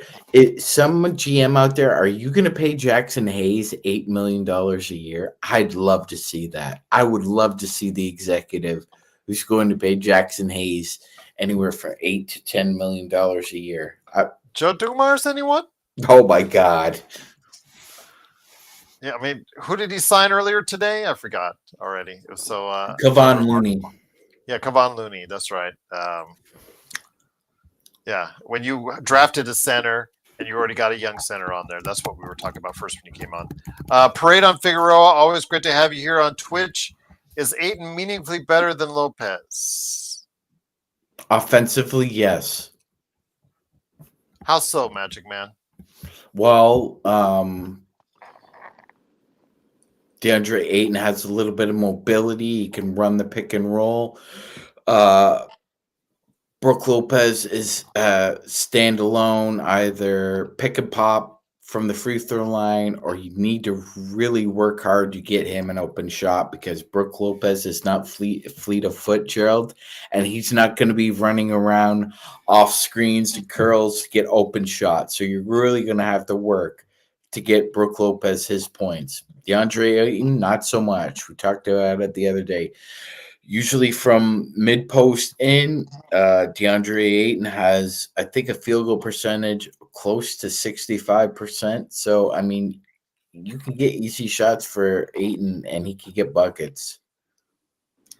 Joe, your thoughts on Lopez signing? At least he'll be closer to Disneyland because now he'll be going to Clippers, Joe. I don't give a shit. Well, the center position is running out of options for the We're Lakers. getting DeAndre Ayton. I'm not worried about the center position. I'm more focused on now. When are they going to get a perimeter player that could make a difference with this team? That's what they need right now. Because you don't feel they got that with Jake Laravia. No. I didn't think so. But there's options. They can trade a lot of expiring contracts for talent. It's a matter of if there's a deal out there that'll make sense. And a deal that maybe will make sense if Houston decides to do a sign and trade. Magic Man, I'm hoping that the Lakers will be the team that does the sign and trade. Of the two teams between them and Atlanta, it makes more sense to the Lakers because there's more room to work with on that. So it's been rumored that a Jock Londale and a Cam Whitmore package to the Lakers for DFS. They better send a first our way too. By the way, that's the deal I want. That would work out I well. want that first. I don't give a shit about Lawndale or Whitmore. I want that first pick. Well, I think that would be the first Jock to ever play on the Lakers, Gerald. That's true. Sports Baby Ayton has to clear waivers. Him, Jordan Clarkson, and I believe also as well Cole Anthony all have to clear waivers. It takes 48 hours. So Ayton was the first to do it, and Ayton will be clearing waivers at around Wednesday afternoon. I think 5 p.m. Eastern, 2 p.m. Pacific, if I remember correctly. So, yes, we cannot get any official word on Ayton until Wednesday, from what I've been told, because he has to clear waivers. Although you'll probably hear that it'll probably be already leaked out by that time. The Clippers, because the Brook Lopez signing, they're $8 million below the tax. The first apron did get triggered with them. Again, how much time or effectiveness Brook Lopez will get? I mean, Ivica Zubac did an amazing job for them. So he's going to get a lot of time. And they drafted the kid too, Gerald. So yeah, that's true. Yeah, where does it say Benita Hauser could play a forward though? Okay, he could play. Because I said he reminded me a lot of Willie Cauley-Stein, and Willie Cauley-Stein played both forward and center. So I think the kid is athletic enough. If you want to go with him and Lopez off the bench, bringing in some size. So yeah, 3 7-footers. Did you say Willie Cauley-Stein in a good manner? No, I didn't say it. Or just the theory of Willie Cauley-Stein as far as being able to play two positions. Mm-hmm. Athletic. Didn't he have more neck tattoos than total points in the NBA? Close, Joe. It was close. YYC DFS went for the money. Is he even going to start? No, I don't think he's going to start for Houston. The only real position that Kevin Durant and Amen Thompson are starters for the Rockets. Who's the shooting guard now? Who replaces? Who's their shooting guard in Houston? I believe they'll give Reed Shepherd every chance to start, Drew. Really? Okay. At shooting guard, off guard. That's going to be interesting. Because you got Van Vliet there as well. They might slide. If they do sign him, they might slide Luke Kennard in there. Yeah, that's a good point. As a shooter, an extra shooter, Houston is loading up. Bloodhound said Jonas Smith and Ramsey for Fitzpatrick at a pick spot because I know Fitzpatrick would be going, but still shocked. They wanted a Pro Bowl tight end to help Aaron Rodgers. And then Ramsey's a crapshoot. We'll see if he's got value. I said this earlier. I know you might not have been on here, but until Mike Tomlin is gone, I don't really have a lot of confidence in the Steelers winning Super Bowls. Aaron Rodgers would have to turn into MVP Aaron Rodgers out of nowhere, and then a second receiver has to turn into a Pro Bowl caliber player on that team. Everything has to go right, and even then, I don't trust Mike Tomlin's coaching skills in the playoffs. He has none. Blue Magic is saying, why isn't Giannis being more vocal about demanding a trade? Magic, man, it just may be as simple as he may not want to leave Milwaukee. I think it's just that simple, Gerald. He's built a part of the community there. I mean, he has a championship already. He could still be a guy that could be one of the top players in the NBA at that. Not to position, mention, Gerald, that you're talking about the ultimate competitor here. He doesn't want to play for another team and win a championship. He's seen all the injuries with everybody else. He thinks he's in a position where he can get the Bucks to the finals again. Now, whether or not you think he's delusional is another story, but he thinks he could do it. So there's no way he'd ask out right now. That's true. It's still going on, 5 o'clock. Truly appreciate you joining us. It is, of course, the Lakers fast break.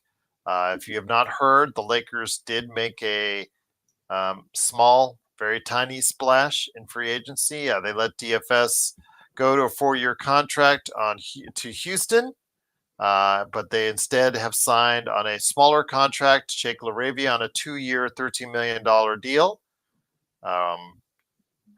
Your mileage may vary on that one. We're not super high on it, Joe, but again, 40% shooter. We've always said that Luka needs shooting around him. If you believe that just Jake Laravia is not the Jake Laravia from before when he was struggling from the outside in Memphis, that he is now that kind of player with now Los Angeles, it might work out as having an extra guy that can stretch the floor out for Luka and LeBron, Joe. Isn't that what Dalton Connect is for? Is he as bad a defender as Dalton Connect? We'll have to wait and see. He's not. He's certainly not a noted defender in the league, Jake Laravia. Well, Yeah. our bench will not be known for its defense this year, ladies and gentlemen. That's the problem. It wasn't known for its defense or its offense. Why is that funny? That's the defense. it's The bench true. sucked. The bench sucked, Joe. The bench sucked. Who is our best bench player, Joe? I don't know. Jackson Hayes. Oh God, are you just guessing, or is that your opinion?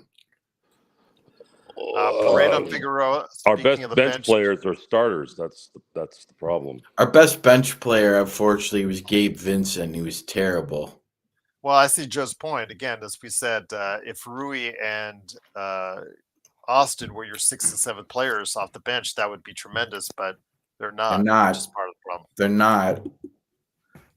Parade on Figueroa on Twitch. Always appreciate you staying with us, my friend. What's going on with Jackson Hayes? I like him as a 3rd center off the bench. Yeah, well, he might be back again. Who knows? Who was our second center? Well, right now our starting center would be Who's our first center? Maxi Kleba. I don't. Yeah.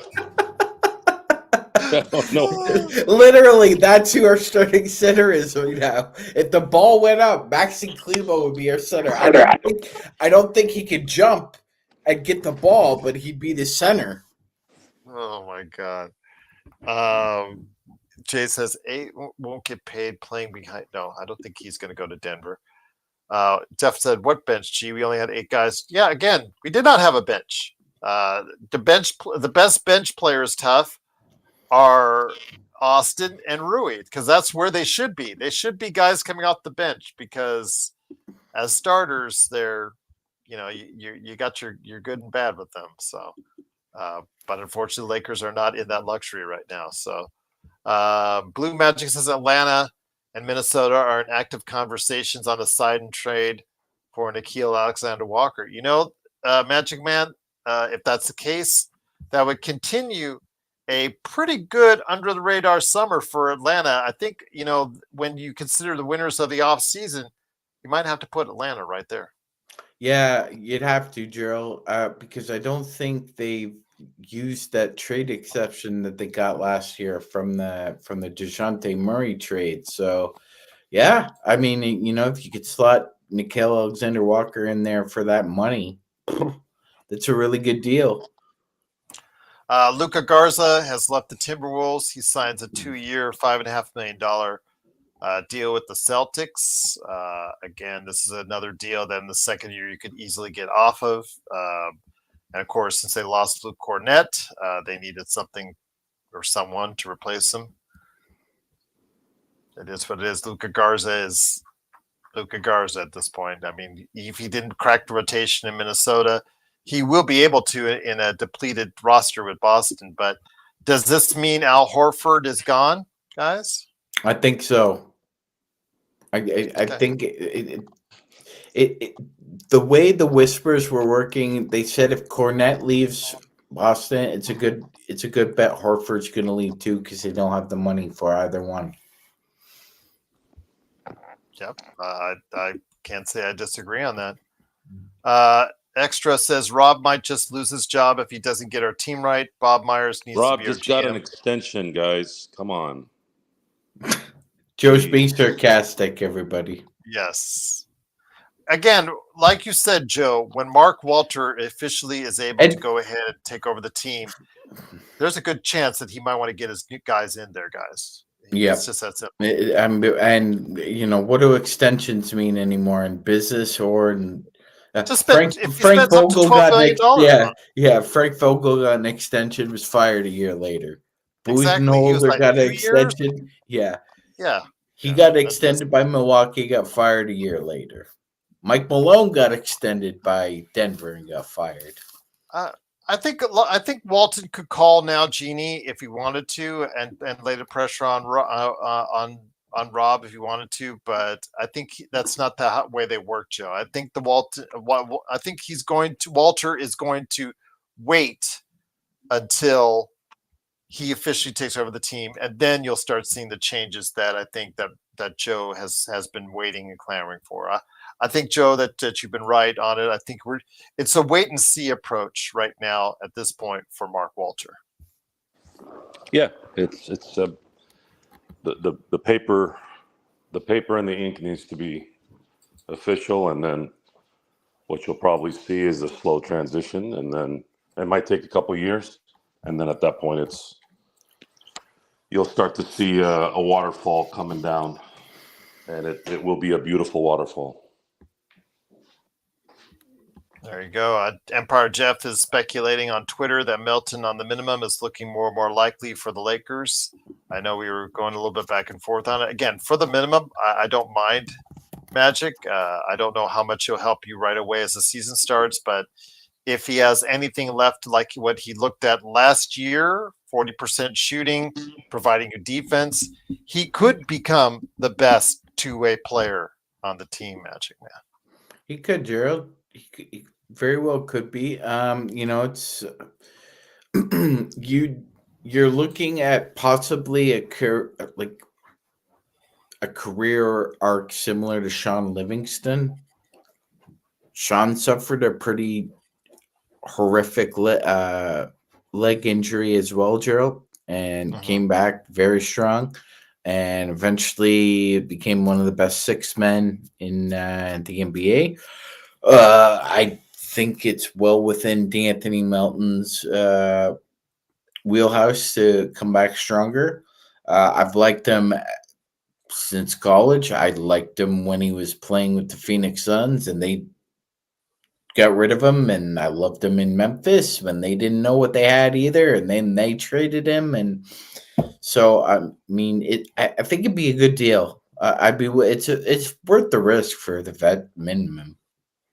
We just lost Joe. Hopefully we'll get him back. It is, of course, the Lakers fast break. We'll be on for another 20 minutes. And then if any breaking news for the Lakers comes on, we'll pop on later this evening.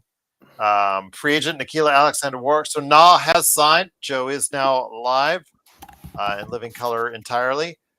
Joe, Na did sign, not Ma, like was said earlier. Ma? Na. Who wrote Ma? Yeah, earlier in the chat, it started to go wild. Yep, somebody put in Ma, and then Ma. everybody started going on I Ma, did. Ma, Ma. Oh, there you go. On purpose. No, just made an agreement with the I don't appreciate Atlanta you laughing Hawks. about it. Oh, here we go.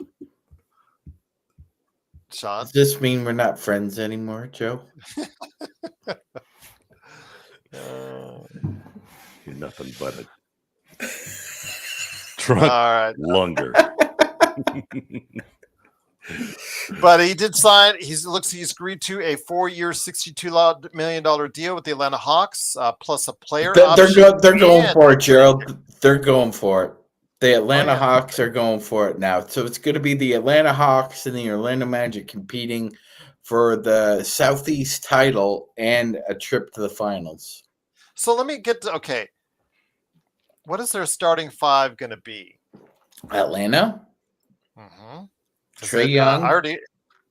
Trae Young, Jalen Johnson. Mhm. I would put. Ooh, This is where Probably- it comes to. I don't like it, but Shea is likely slotted in as a small forward, and then Okongwu has to be your center, and then I'm not sure who their power What about forward is. Porzingis? I bring Porzingis off the bench. Wow. What about Nikita? So Walker is your starting, or is it Daniels? Daniels is just. I would most bring improved player of the year. but I bring Na off the bench. Wow, I think you pay I- that guy that kind of money. He's off. Yeah, off the but bench. Gerald, I got Dyson Daniels, and I can't. So Gerald, who do you think's a better player, Jalen Johnson or Nah? Well, Jalen Johnson, I think, has the higher upside. Yeah. But he can't stay healthy. That's it. So I guess that's why you I've paid. never seen him over the course of a full season, Magic. So that's the problem. Yeah, it's a good point, Gerald. So I guess we'll slot in Jalen Johnson starts half the games at shooting guard, and not starts the other. Because I think you can't put Daniels on the bench, Gerald, and I couldn't justify putting Jalen Johnson on the bench. So I think Nas gonna have to come off the bench again. Yeah, that's true. But they'll have a good rotation, to say the least. But yeah, where does Nog? Is he going to start? Is he not going to start? I think Shea, the number one pick from last year, Sean. I think I'd sit him down. I think he comes off the bench. The number one pick is your bench. Okay, all right. Unbelievable, Gerald. But there you go. That's what I think. Ultimately, what you're going to have to do. Joe Parade on Figueroa again. He's knocking it out of the park. Does Houston have the scariest starting five in the league? I would say it depends on who they put at shooting guard. Mhm. That's the question. I don't think Joe, it matters. do you, I don't think it matters who they put at shooting guard. They have a pretty formidable team with a player that, if his head is right, could be the missing piece for them to make a run, which is Durant. But you're still sort of risking every year that guys like Durant and LeBron play. Are you waiting for the shoe to drop? But they're going all in, and you got to respect them for that. Oh yeah, absolutely. I wish we went all in. Instead, we got Jake Laravia. Magic Man. How are you going to go all in when you don't have money? You can't go all in when you're Trade. paying You could trade Reeves and Rui for better assets. for what? How many times did I say this? But like, what? but this is the problem, That Joe. means you'd have to kill the think 26 season. I think a lot of us see Rob Pelinka as just trading for magic beans. And this is the great thing about this sport is eventually was done. The sunlight's the best disinfectant, Gerald, and you see who puts in the work and who doesn't. And for years and years, Pelinka just was really trying to smear Irvin Johnson's reputation and his work ethic. And now this guy's best move so far is, I signed Jake Laravia. I've got $19 million at my disposal. I've got a myriad of exceptions vet minimums, and other trade assets I could use. And this is what I'm doing with my time. Leon has been trying hard, Joe, to convince you on the Nuggets' success. Of course, they so got. far today. Of course, they gave up an unprotected first-round pick. The Lakers gave up unprotected first-round picks. They have all the deals they want right now. But see, here's why that's a real kick in the balls. That's a real kick in the balls for two teams. But is it a kick in the head? No, it's a kick in the balls because if Milwaukee has a really bad season, like really bad, they don't get a lottery pick because that belongs to Atlanta. Atlanta has the right to swap either the Bucks pick or the Pelicans pick, Gerald. Mhm. Gerald, this is why people like Joe Dumars should not be rehired. Because now I'm sitting back and Mickey Loomis wouldn't know his head from his hole in the ground running a football team. What he's done to the Saints is a damn shame. The Pelicans are just a freaking mess. That being said, so I could be literally watching the Milwaukee Bucks have the worst season with Giannis Antetokounmpo, and the Atlanta Hawks are going to get that first pick. And Gerald, I swear to God, we will hear Mickey Loomis yell all the way from New Orleans. You'll hear it in Vegas. I'll hear it in Toronto over this one. It's the dumbest move I've seen in a really long time. The dumbest. And Joe, you're a Hall of Famer. You played on the Detroit Bad Boys, and you've turned into a dumbass. He's As never far as- recovered. As far as a player evaluator. He honestly has never recovered since not picking Carmelo. He's never really recovered from that. That would be great, Blue. I would love Trey Murphy on the. Oh on the God, Lakers, please. but I don't think Joe's even Joe is that stupid. I really, yeah, he for me. If you told me to go look at the roster, who is the best player on that team, I would put Trey Murphy. I would say right Trey now. Murphy is the best player on the Pelicans. Yep. And I would not say Zion. So, which is interesting. Now that they have 14 centers on that team, do they have to go ahead and move Zion with all of his legal trouble? Do they want to end the Zion era there? We'll have to wait and see how this plays. Well, the itself small out. ball center of Zion is over, Gerald, because they got 6 other guys who play the position. Yeah, absolutely. In the trade with Atlanta is sending a 2027 second-round pick via Cleveland and cash to Minnesota to acquire Na via sign trade so that they could do the 4 years and 60 minutes. Yeah, I'd do that for Na, a second-round pick. Yeah, that will most likely be high. So, yeah, that's... Yeah, the Lightning says, oh my God, the Laker tax is real. I think it's not necessarily the team tax Lightning. I think it's the individual making the deal. I'm just gonna say that out loud because the individual making the deal usually is Rob Pelinka. I'll leave it at that. But Lakers projected depth chart right now. Good Lord. Yeah. Why do they have Dalton Connect as a power? Oh, they got him as a small forward. Yeah, that's right. And then Jake Laravia. Yeah, that doesn't. That bench looks really bad, Gerald. I mean, Yeah. we thought the bench was bad last year.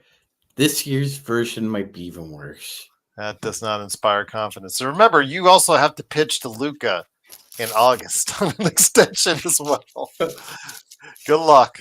Good luck. Is all I'll say. Oh boy. One fly. Yeah, I agree with you. Gerald, if you asked, I mean, it's a tongue-in-cheek joke because he's familiar with them. But if you asked Luca, the Lakers signed Jake Laravia, he might actually say who. Mhm. I already did that. Well, you're not Luca, you're Joe, but yeah, I get the point. Also here today, just popping on, good man indeed. It is, of course, a very happy man. It is, of course, Legend from I Got Next Sports Media. Please go ahead and take care of him on his channel by liking and subscribing to his channel, I Got Next Sports Media. So, Legend, what's it like to have a organization that goes out today and in an all-out mode, all-in mode, really goes out and makes, actually over the past couple of weeks, some really good transactions? I'm just jealous, and I want to know how it is. First I can say, man, it's probably the best I've smiled in a couple of days. Had death in the family, so that makes me feel a little bit better. My condolences to you, my friend. I'm so sorry to hear that. I appreciate it. This right makes me feel better about everything right now. So finally got some management that want to do something, not sit here and waste our time, and we can go to the games and feel like we're playing for something right now instead of just. I'm glad one of us can feel that way because we're still to feel as Lakers fans. Tyus Jones, by the way, has signed a $7 million deal. Magic Man as a backup. Spend crazy money here, Gerald, on backups. Spend crazy money on backups. Yeah, that's $7 million for backup point guard, boy. Did he make the minimum last year? Yes. So you better be bringing, a 4-to-1 assist to turnover ratio. You're shooting 38% from three. If I'm paying you $7 million as backup. Joe Rich Paul, according to ESPN, has told Dave McMenamin of Shams that there has not been any discussions with the Lakers about wanting a trade. David McMenamin shares that Rich Paul has not had any substantive conversations with any teams about LeBron James. So you seem thrilled about that news. One more year. One more year. Just relax. Since he's a Steeler now, I can say it with some backup now. RELAX. Help is on its way, folks. Believe me. Yeah, but I think a lot of people are. I think some people don't interrupt me, Sean. I'm talking. Are angry about you possibly punting the season. Punting the season is what you're. No. You're not punting the season. That's why they're not trading everybody. Okay. If they were punting the season, they would be trading Rui. They would be trading Austin. They would be trading the expiring contracts for draft picks and maybe some players just to fill the roster. But they're not going to do that. They are going to give this team a little bit of a chance of going all the way. They'll get DeAndre Ayton, and then they'll bring in another guy, however they bring it in, that could be a possible starter or at least a six-man, and then let this thing kind of play it out. But after 2026, and this is what I tell Luka,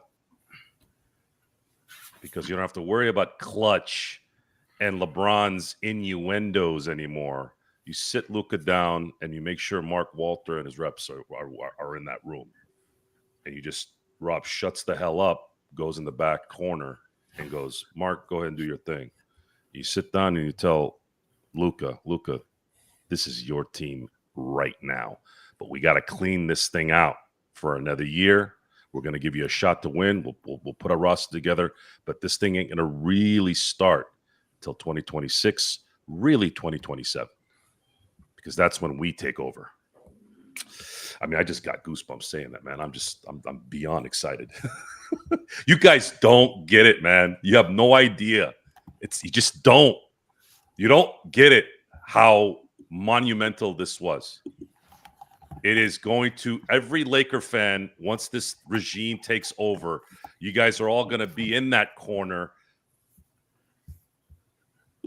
doing stuff. Legend, let me get it back to Good you. Stuff. I'm hoping. Behind that, I don't share those goosebumps behind that bathroom curtain that Sean is in front of. Because by the time 26 and 27 comes around, the Celtics may have reloaded. With the rings from trains, planes, and automobiles, the thing that John Candy, wasn't he a salesman for the shower rings? Yes. Joe, he had a name in the movie. What's his name? I don't remember his name. Del Griffith. I know. Legend, let me bring it back to you again. I know you, don't I?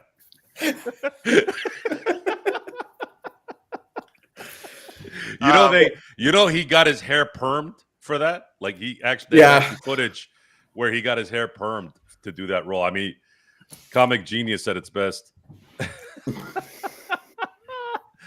Wait, hold on. Juan said, "I hope you're right, Joe. But why do you think Luka will re-up next month?"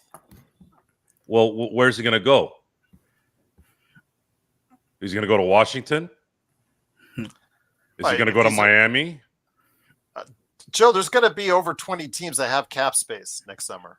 So if he's a free agent, or whoever is a free agent next summer, is going to have a myriad of choices available to them. Myriad of choices? Myriad of choices, yes. Myriad of choices? Myriad. Miriam of choices? M-Y-R.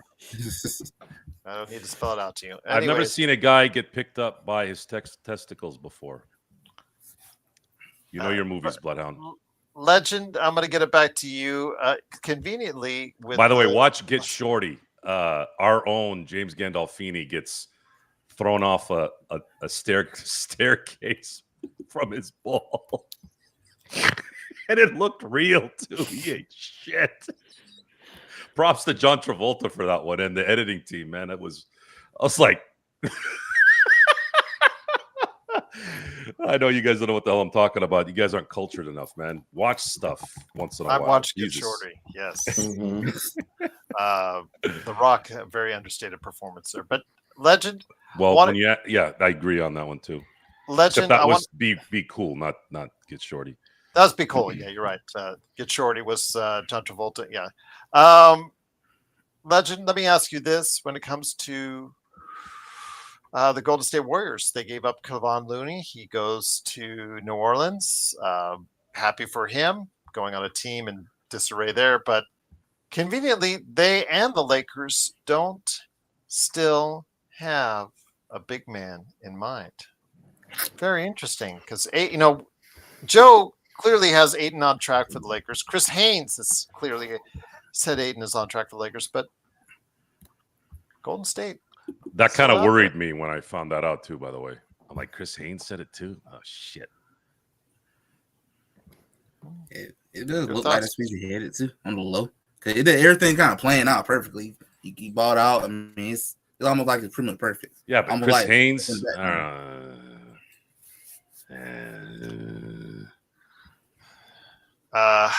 question for us. Isn't he right like 2 times out of every 18? Well, again, that's why he posts stuff a half hour after. Maybe that's not. Maybe it's one of the 2 that he got right. Maybe. He hits for the Mendoza average. Yeah, something like that. It's the Mendoza average. Extra has a question for us. Do you believe LeBron opting into his new contract hurt us because he's making $50 million plus this upcoming season? Joe says no. Please explain why. He absolutely did us a favor because now the Lakers have full control over their destiny after 2026. Exactly. That's the last. And by the way, I want to thank LeBron James even before the season starts. Thank you said you would. Thank you for the 8 seasons. Thank you for the title. It's time. It's time. You said you would if you did this. Go. You want to go to Washington and play with your other son and make them draft another AAU player in the NBA? Go, by all means, do that. Just not here. Gerald, are you aware that Johnny Juzang is a free agent? Yeah, he got let go, or he wasn't picked up as far as something was happening. Year. And Clarkson just got bought out, so nobody's fooled by you, Danny. We still know you're running things over there, even though what's his son's name, Gerald? I don't even know. Austin, yeah. Well, this still feels like a Danny. You know what the worst part in all this, guys? Alex Len is trending on Twitter. That's I think is the worst part about this. Alex Len, 5th pick in the 2013 NBA draft. Yeah, Alex Lynn looks like a god who plays like a tulip. Yeah, so that's the part that fears. That's a tragedy when you see stuff like that. A 7-footer built like that and can't play basketball, and you were drafted to play basketball. He's a lottery pick too. He's actually high lottery, top 5, top 6. He was 5th. The Phoenix Suns picked him 5th overall. Good old Lake Show Yo, always providing the entertainment. It reminds me a lot of if Kurt Affair ever went over to Twitter, it would be as Lake Show Yo. Why? There you go. But Why? because they're both funny, Joe. They're both very witty. There, yes. I don't get it. Didn't think you would. Legend. Gerald or Joe, do you believe LeBron opting in? I just read that to you. It's like Chris Haynes, man. Chris Haynes, like 10 minutes later. Oh, yeah. I'm going to read the question that was read 10 minutes ago. There you go. All right. Sports Baby. No, he's a free agent. Sports Baby. And thank God for that. But, Legend, what would your starting lineup be in Atlanta? That's what when you came on, that's what we were asking. You've got Nah now. I want to hear what your starting lineup would be because Magic and mine differ slightly. What was y'all starting lineup? Well, Magic Man, go ahead. Yeah, so I had Trey, Jalen Johnson, Dylan Daniels. I would still put a Okongwu at the 5, and then at the 4, I'm not sure right now. I'm not sure. For me, it would be the same backcourt that you played with last year, and Daniels and also so Young. I would put Nah as your small forward. I would put Jalen Johnson as your power forward. And Can then you just say Alexander? Nikhil Alexander Can Walker. you just say Alexander Walker instead of no? Anyways, Porzingis as the center. Yes, your number 1 draft pick from last year would be coming off the bench. Your thoughts on that, my friend? I think, Gerald, your idea pretty much matched what I was thinking. I would have my number 1 draft pick come off the bench on this one. And Okongwu, was he your starting center, or would you start Porzingis if he's healthy? That's provided he is healthy, and that mystery illness is gone. If he's healthy, I would like to start Porzingis, but then that's a nice boost to come off that bench too, though. But I can't blame Sean for not having faith in Porzingis because Zingus Tingus. That mystery illness. But I mean, Gerald, one thing that this does elevate is that the Hawks have one of the best benches in the NBA now. They have a top 5 bench in the NBA. It competes with OKC. It competes with Indiana. There's a lot of depth. And by the way, there's nothing to say right now, Gerald, especially with the defense that the Hawks got, that they could pull a Houston, Gerald. They could play 2 bigs if they wanted to. You could honestly play Porzingis at the 4 and Okongwu at the 5 with the KP's ability to stretch the floor. Quinn Snyder's the mad scientist, Gerald. He's going to throw a bunch of different lineups out there this year. No worries, Joe. We're going to head out by 6, and then I will come back on around 9 p.m. Just to let everybody know. Does that sound fair, Joe? Can you do that, Sean? Yeah. Instead of staying on for every minor transaction that comes up, we'll come back and wrap it up at 9. But we're going to at 6 p.m. We'll go off the air. Nigel Hayes Davis, the EuroLeague MVP, Turkish Cup champion MVP, has agreed to a 1-year deal with the Phoenix Suns. There's interesting. That's some scouting. This means what to us? Not a whole lot, unless he can actually get some time out there on the court, which would be interesting if he can. Another hyphenated name. Can these guys just pick a last name? Jesus.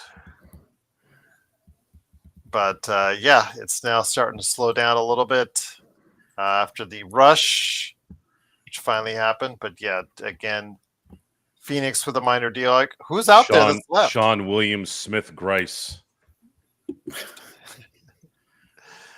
Miles Turner is still out there, guys.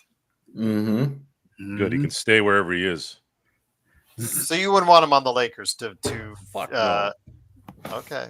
All right. Looked like a bucket of chum in the finals. Why the hell would we want him in LA? Bucket of chum. All right. Yeah, I'm a big Jaws fan. 50 years old. There you go. Mm-hmm.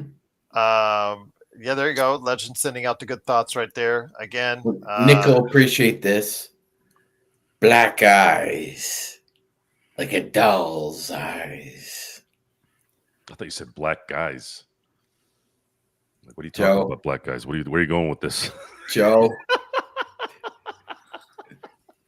Gerald already said black ice earlier, and I'm like, what'd you say? What were you I saying said now? black ice. Yes. What'd you say? DeAndre Ayton. You know, missed a Key game. and Peele did a in- hilarious skit about black ice. You got to watch it. It was one of the best skits you'll ever watch in your life. He missed a game because of black ice with a Mhm. member of the Portland Trail That's not what I heard. Mm-hmm. That's not what Yeah. I heard. Meanwhile, you don't miss work because of black ice, Gerald. That's the NBA is the only profession I know where you could call in and say I'm gonna miss work because of black ice. They had to shut down the. I can tell you, they had to shut down the I-15 on more than one occasion because of black ice right around the state line. And that Okay. it can be hard to go ahead and travel through black ice. But again, you would know more than on that than I would. So Well, but I mean, black ice is black ice when you The get only back. time I've seen black ice is when I was skiing on it. You can't ski on black ice. Sure I have. You can't ski on black ice. Dirt, there was dirt on it, and it was ice. What? I'm being serious. And it's painful. black ice is referred to as the road, concrete. Never mind. Anyways, We've lost them, ladies and gentlemen. Yes, we've lost that's it the indeed. 1,000-yard stare we've where been here 3 hours almost. Actually, over 3 hours. I think you guys are delirious. Getting there. It is, of course, the Lakers fast break. Legend, Atlanta's. Are they done? Do you think they're done at this point in time? Do they have anything left? Do they have veterans minimums, MLE? Do they have anything left under the cap to work with, or are they pretty much done in Atlanta? I want to take a look to see if they got anything left. I'm thinking it might be done, but I'm gonna double check when we hop off of this. Sounds good. Extra has a question for us. Is it safe to say this year is LeBron's farewell season rather than a contending season due to the fact of our low quality roster? I would say as of now, You guys wait till the literally started 5 hours ago, 4 hours ago, 3 hours ago. Based on the roster they have now.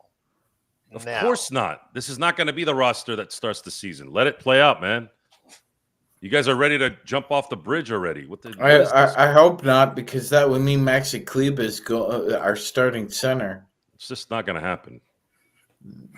They're going to do something. I mean, that's almost as bad as Timothy Mozgov, but not as quite as bad. At least Mozgov did a really good interview where he wanted to murder the reporter when they asked him a bad question. At least there was something there. That was funny. Just saying. You know, it is entertainment, right? I think Sports Baby Joe has always wanted LeBron to leave. No, I didn't always want LeBron to leave. No, that's not true. Gerald, I would expect that the Legend would have a better idea than me, but I would expect that they would be done at this point. I mean, they got Asa Newell. They've had a really great offseason so far. So I think they should just be satisfied with rolling with what they got here. This East is slot wide open. This is it. Are you talking about the Lakers? Someone that this roster is actually really good. I'm gonna have to disagree with that one. Must be someone crazy.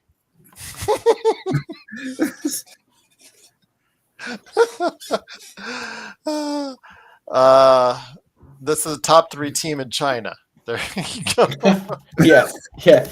Well, we could compete with the Guangdong Tigers and the What going what? Guangdong. It's a province in China. 96 Yeah, I know, but you million know the people. part of the What is word this, that he man? focused on, Sean. He is the lowest common denominator. What Yeah, is this? What is this? These words you guys keep using? It's very suspect. Devin Booker is signing an extension, or they're working on it. Guangdong, Bangkok. They're in talks for a 2-year, $150 million max extension for Devin Booker, guys. So it looks like high or low, he's going to be a Phoenix Sun. Nobody picked up Gary Payton as of yet.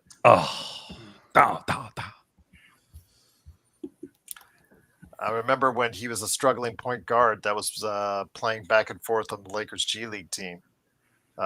He's made a nice career for himself, so got to give him credit for that. Whether or not he gets picked up for more than minimum. What's your obsession with credit for everybody? Shut up, Joe. Every show, I got to give credit to this guy. Oh, this guy breathed today or was breathing, and let's give him credit for breathing. I don't give credit to you. How about that? All right. On that note, Gerald, yes.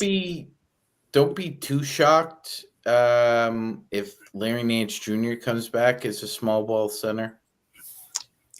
We talked about that before he got hurt for Legends team. He was shooting about 45% from three. Mhm.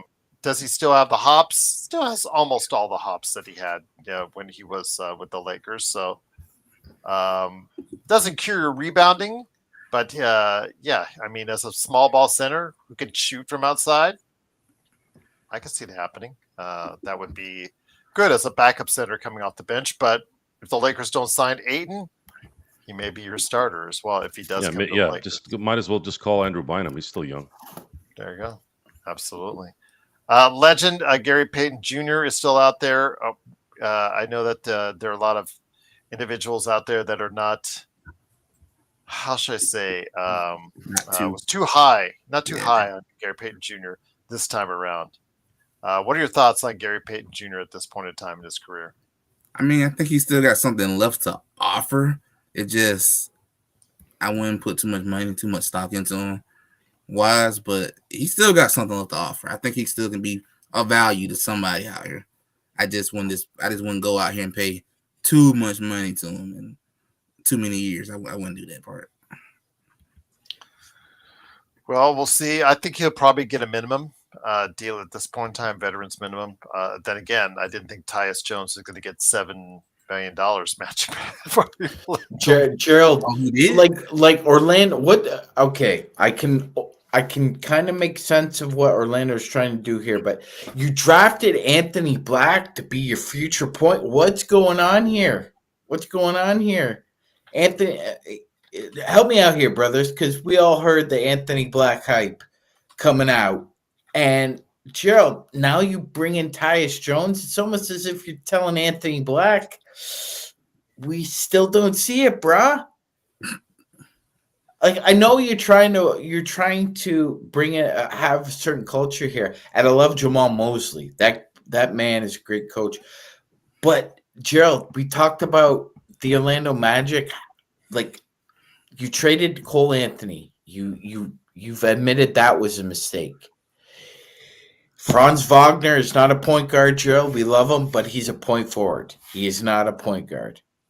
And now you're bringing in Tyus Jones for $7 million, Gerald. $7 million. When they've still got needs along that team. I don't know. I'm questioning what Orlando's doing here.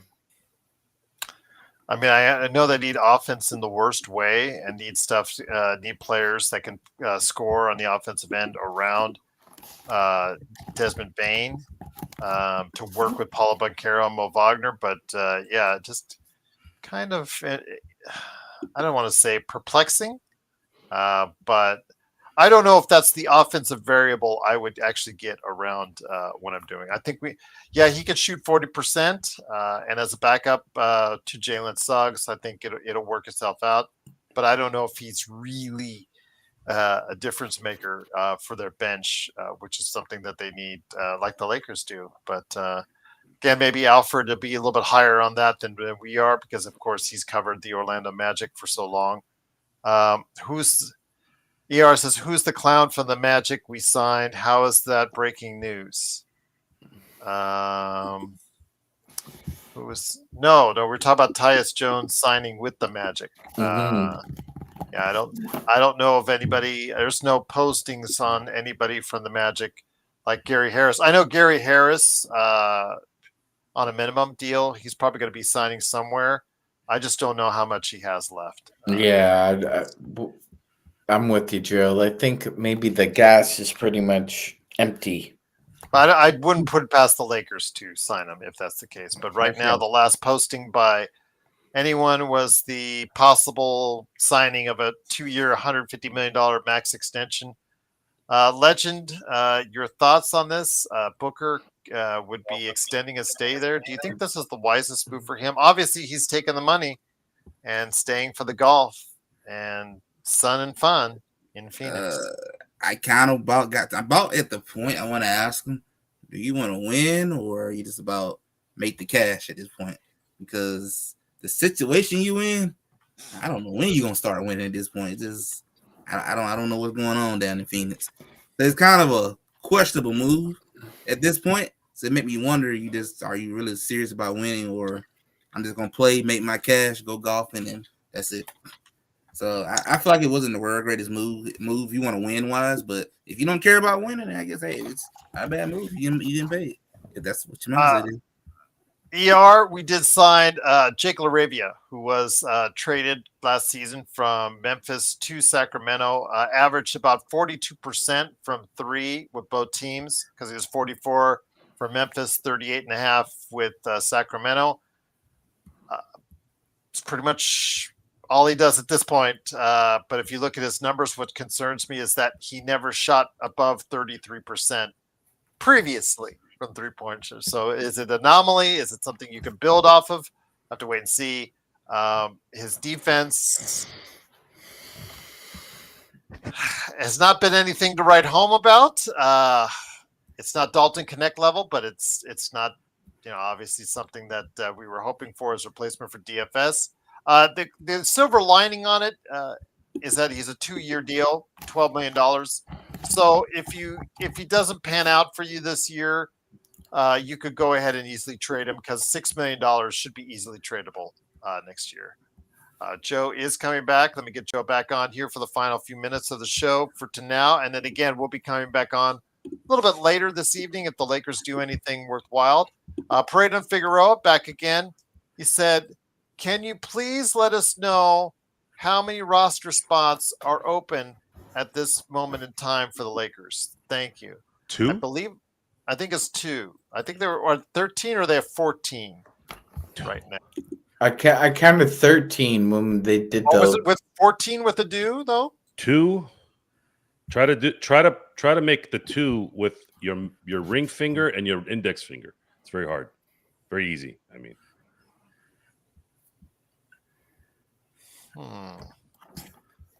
Yeah. So fuck you then. Always the rated G answer. Yeah, that's it. Rob doesn't care about winning anymore because we aren't close enough for a championship. I'm actually going to post it here in the chat and then pop it up for you there, Parade. Good, because it'll cover Sean's face. Do it. Or mine too. It'll make you happy, double happy. Oh, perfect. There you go. There's your breakdown with Jake Laravia. So 1, 2, 3, 4, 5, 6, 7, 8, 9, 10, 11, 12. Rob is on his way out, guys. It's not going to be recent, but it's coming. So don't worry. So I got 12 right now on the roster. Do you count Coloco, Gerald? No, I don't count any of the two-way guys. Okay. But he, I believe he's a restricted free agent, so you'd have to count him. They tendered him. They tendered him? When? Yeah, a few days ago. Really? They could Yeah, release the tender. He's they a want. restricted free agent now. Yeah, you're right. They made decisions on Christian and also Jordan Goodwin. Goodwin as well. What the? I saw the Goodwin one, not the. They picked up the option for Goodwin, but then they tendered the two-way qualifying offer. Magic's right. So, but then they could release the tender as well. Yes, it's easily released. Yeah. Hayes is gone, guys. He's not coming back to play for JJ Redick. Yeah, and we're definitely not paying him $7 million a year as a backup center. Go to Charlotte or Toronto and get that. I got an email on the new jerseys. They look good. That's a nice purple, actually. They need to. Why don't they switch the Jordan logo for the Kobe logo?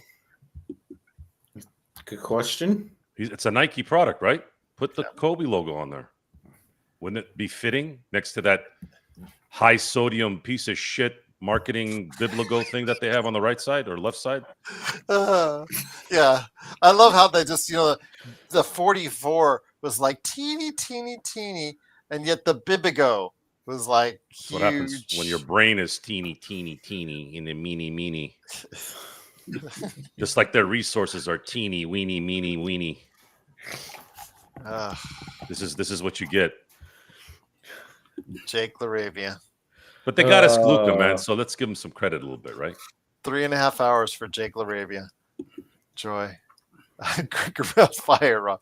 Yeah. That last quarter we had was really great, fellas. But this quarter, we're going to be down about 50%. But last quarter was really good, right? So I still get to keep my job. My favorite is the pizza thing when people say the quarter went well for the company, so they get everybody pizza. Everybody's sitting there all like, what? What do you pay my car note for the month? How about a bonus? What do you mean pizza? I can go get pizza anytime I want at Little Caesars for $5.99. I'll take a quarter of this pizza for the good quarter we got. So tomorrow I will have Stone on at noon to talk about the draft. He likes Laravia. Will Stone be on a stopwatch to have to leave, though? Yes, he is going to be on a stopwatch. Yeah. That's Stone, a busy guy. What can I say? Mm-hmm. Yep. The other day he was on John's channel, and but John had to do it early in the morning in order to get him. So well, and Gerald, it could go down to 11 because Shake Milton does have a non-guaranteed contract. The Lakers could just decide to jettison him and open up another roster spot. A good point, but then they could also do the same thing with Koloko as well. If they feel they find something better, they can just rescind the tender on him, making him an unrestricted free agent. So, Gerald, stop saying tender. You're making me hungry for chicken now. Oh my gosh! Do you have any Raising Cane's near you? We do not. Would you recommend their chicken? I do. Yeah, Raising Cane's is good. Yeah, love their sauce. Gregory says I need Rob gone really bad. Again, if you listen to Sorrel right above, he'll tell you. Just be waiting. It's a matter of time. Extra, yes, I've seen the video of that. Yes, it was a YouTuber killing other YouTubers. In essence, yes. What they need to do is they need to have Discord people kill each other, and then everyone on Twitter kill each other. That would solve. There's some value in YouTube, even though they're starting to get a little bad right now, especially with this lame ass bullshit at with all the names and shit. No one has a normal name. Yeah, but yeah. Discord and Twitter need to be blown up and destroyed. Sorry guys, if that hurt your feelings, but. And also TikTok. TikTok needs to die. Well, you got me banned on TikTok. Why get me banned on YouTube? That'd be great. I think you'd get rid of. First of all, with TikTok, you would get rid of 90% of the skanks on this planet if you got rid of TikTok, and then you'd get rid of probably 99% of the utter just sewage shithole of society and on X.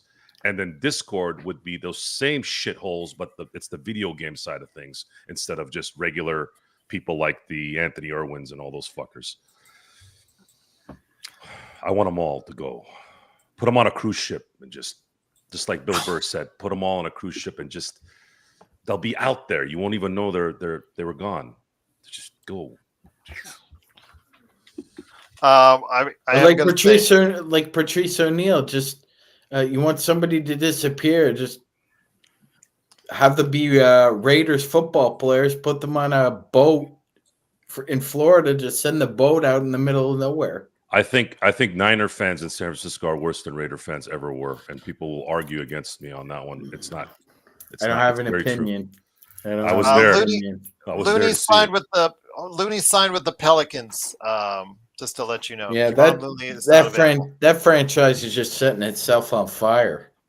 Yes, literally. I will say this again. I'm just glad that Laker Tom isn't here because right now, 3 hours, one small move, I think he would be having a heart attack right here on the show. So I do not want that.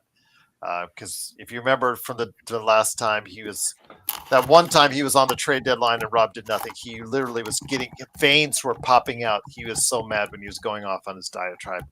But before we end it out, Legend has a question. Would you play LeBron from Extra Taurus, by the way? Would you play LeBron the same minutes from the previous season, or should we keep him restricted? Because that works so well when they tried to do that before, Legend. Truthfully, I would really try to cut down the minutes, save him for the playoff. At this point in time, the man is 41. The rest of the team should be do their part. You should not be relying that heavy on the star. If you have to rely on somebody at that age to do a lot of heavy lifting, you have a problem on your roster. Because that should not be the case at this point. You should really have younger dudes should be able to carry that part. His big moment should be in that playoff time. That's when him and Luka should be doing their thing together. Luka and all the other dudes can take care of regular season. His time is mostly needed when that playoff time comes. So that's how I would look at it if I was a GM. And last question I will pose to you guys before we head out. And again, if there's anything going on with the Lakers later tonight, we'll come back at 9 p.m. to wrap it all up. I'm going to ask you this. I'm seeing all over the internet. I've seen reports on several websites, Twitter. They're all doing shows now on it, especially after what LeBron did to opt into the final year's contract. Odds on if he gets traded, that he allows a trade to happen with his no trade clause. Magic, I'll start with you. Joe is already putting the 0 sign up. I don't say it's 0. You're right. It's -0. Well, that's him. Go ahead, Sean. Your thoughts, because again, a lot of speculations going on right now on the internet in regards to him possibly wanting a trade out. Sure. So any answer that doesn't have 0 in it, then Gerald. Okay. I would say there's probably less than 5% chance, but there's a chance. Okay. Legend, what are your thoughts? I say about like Magic, man. I think about 5%. It's very unlikely he would do it, but you never know. You just never know when it comes to him. You just never know. And by the way, as we end our show, you're going to get another little bonus, Legend, because Luke Kennard just signed a 1-year, $11 million deal with the Atlanta Hawks. Here you go. So, honey, get the champagne. Get the champagne. We actually doing some of this. I can't believe it. 45% three-point shooter. Again, as long as he's got enough defenders around him, so it won't make him look bad. So the best shooter, the best wing, and the best big are off the board for NBA free agency. Man, I need to get my season tickets. Bloodhound says if the Lakers are paying LeBron $52 million, then he needs to play all the minutes. Joe, it's been a very uneventful 3.5 hours for me, and you were here in the chat and here show. I really appreciate you, Magic Man and Legend, stopping by. I'll let you get the word first. Any last thoughts before we head on out? Because we are heading it out because I can't deal with this boredom forever.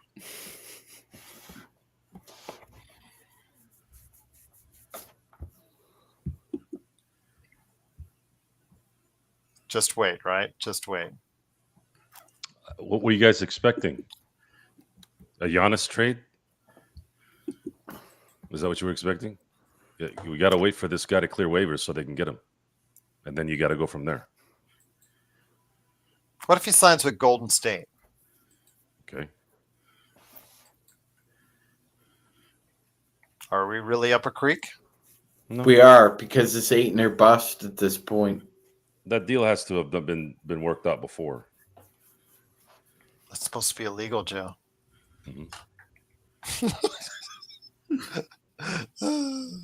Hey, Bloodhound. Hey. Don't call LeBron a whore. Come on. That's not right. That's not I don't like that kind of talk. I don't like that kind of talk. Fuck the slipper. Legend, you've had a really good day for your Atlanta Hawks. Any last thoughts before we head on out? Other than hope Golden State, wake up. It's about to be July. Hope they wake up, do a little something. Other than that, Hawks, I'm proud of you. Going to Atlanta, let's do good. I see social media. Atlanta is very happy right now. This is a good change in general management. Kind of glad that we changed our GMs over the summer too. See a big difference already once you make that change. Who was it saying? Nick Richards to the Lakers, Johnny. It's I thought you're a Sacramento Kings fan. Don't you want him on the Kings? But Magic Man, with that, it's been a very monumental and momentous occasion for the Lakers here. Okay, I'm lying through my teeth. Any last thoughts before we head on out?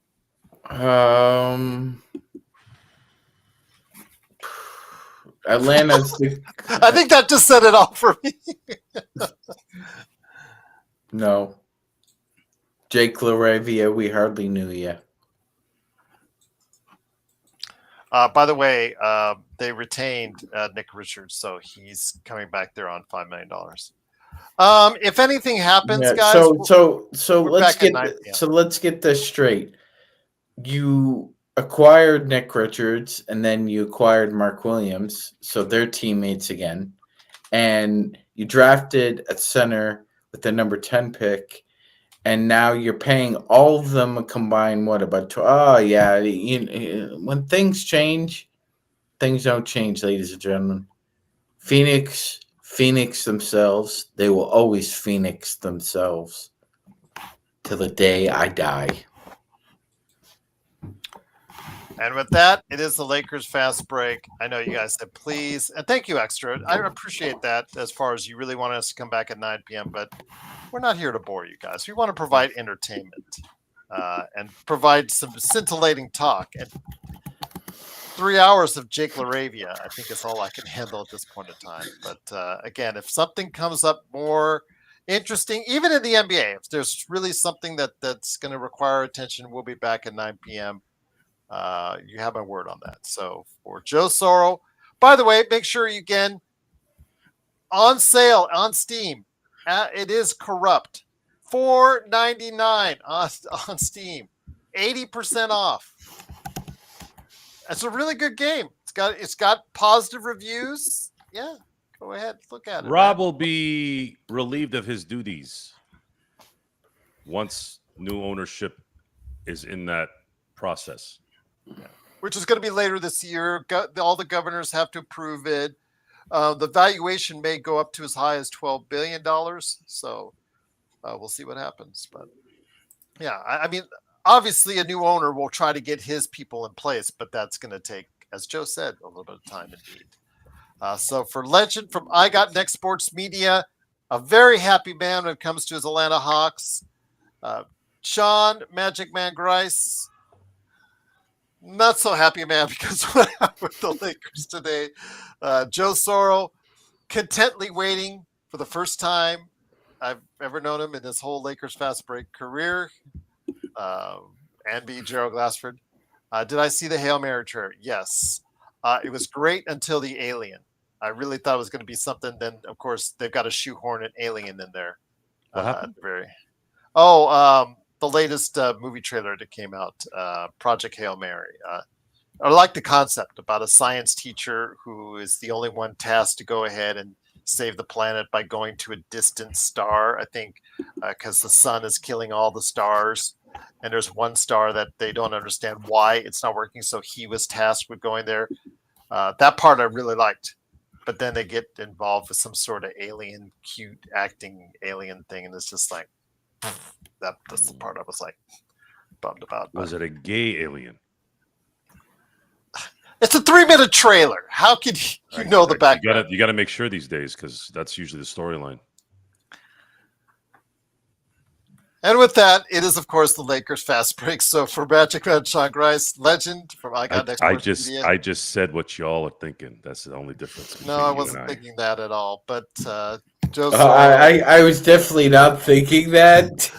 Joe Soro experiment on the Joe Soro YouTube channel, and also playback, and of course Simblades, SimbladeTotalY.com. If there's anything that goes on of any real importance, whether it's the Lakers or the NBA, for us to discuss, so we won't bore you to death or won't moan and groan What's the about thing Rob called again? Pelinka. I'm going to check this out. What is it called? Project Hail Mary. It's a 3-minute trailer. Just debuted today. Hail Mary. Yeah. All right. But then at that, we may even come back at 9 just so Joe can tell you his thoughts on Project Hail Mary. We may just do that. We'll find out. If anything goes on, we'll let you know right here. Ryan Gosling. Okay, yeah, that makes sense. Shit.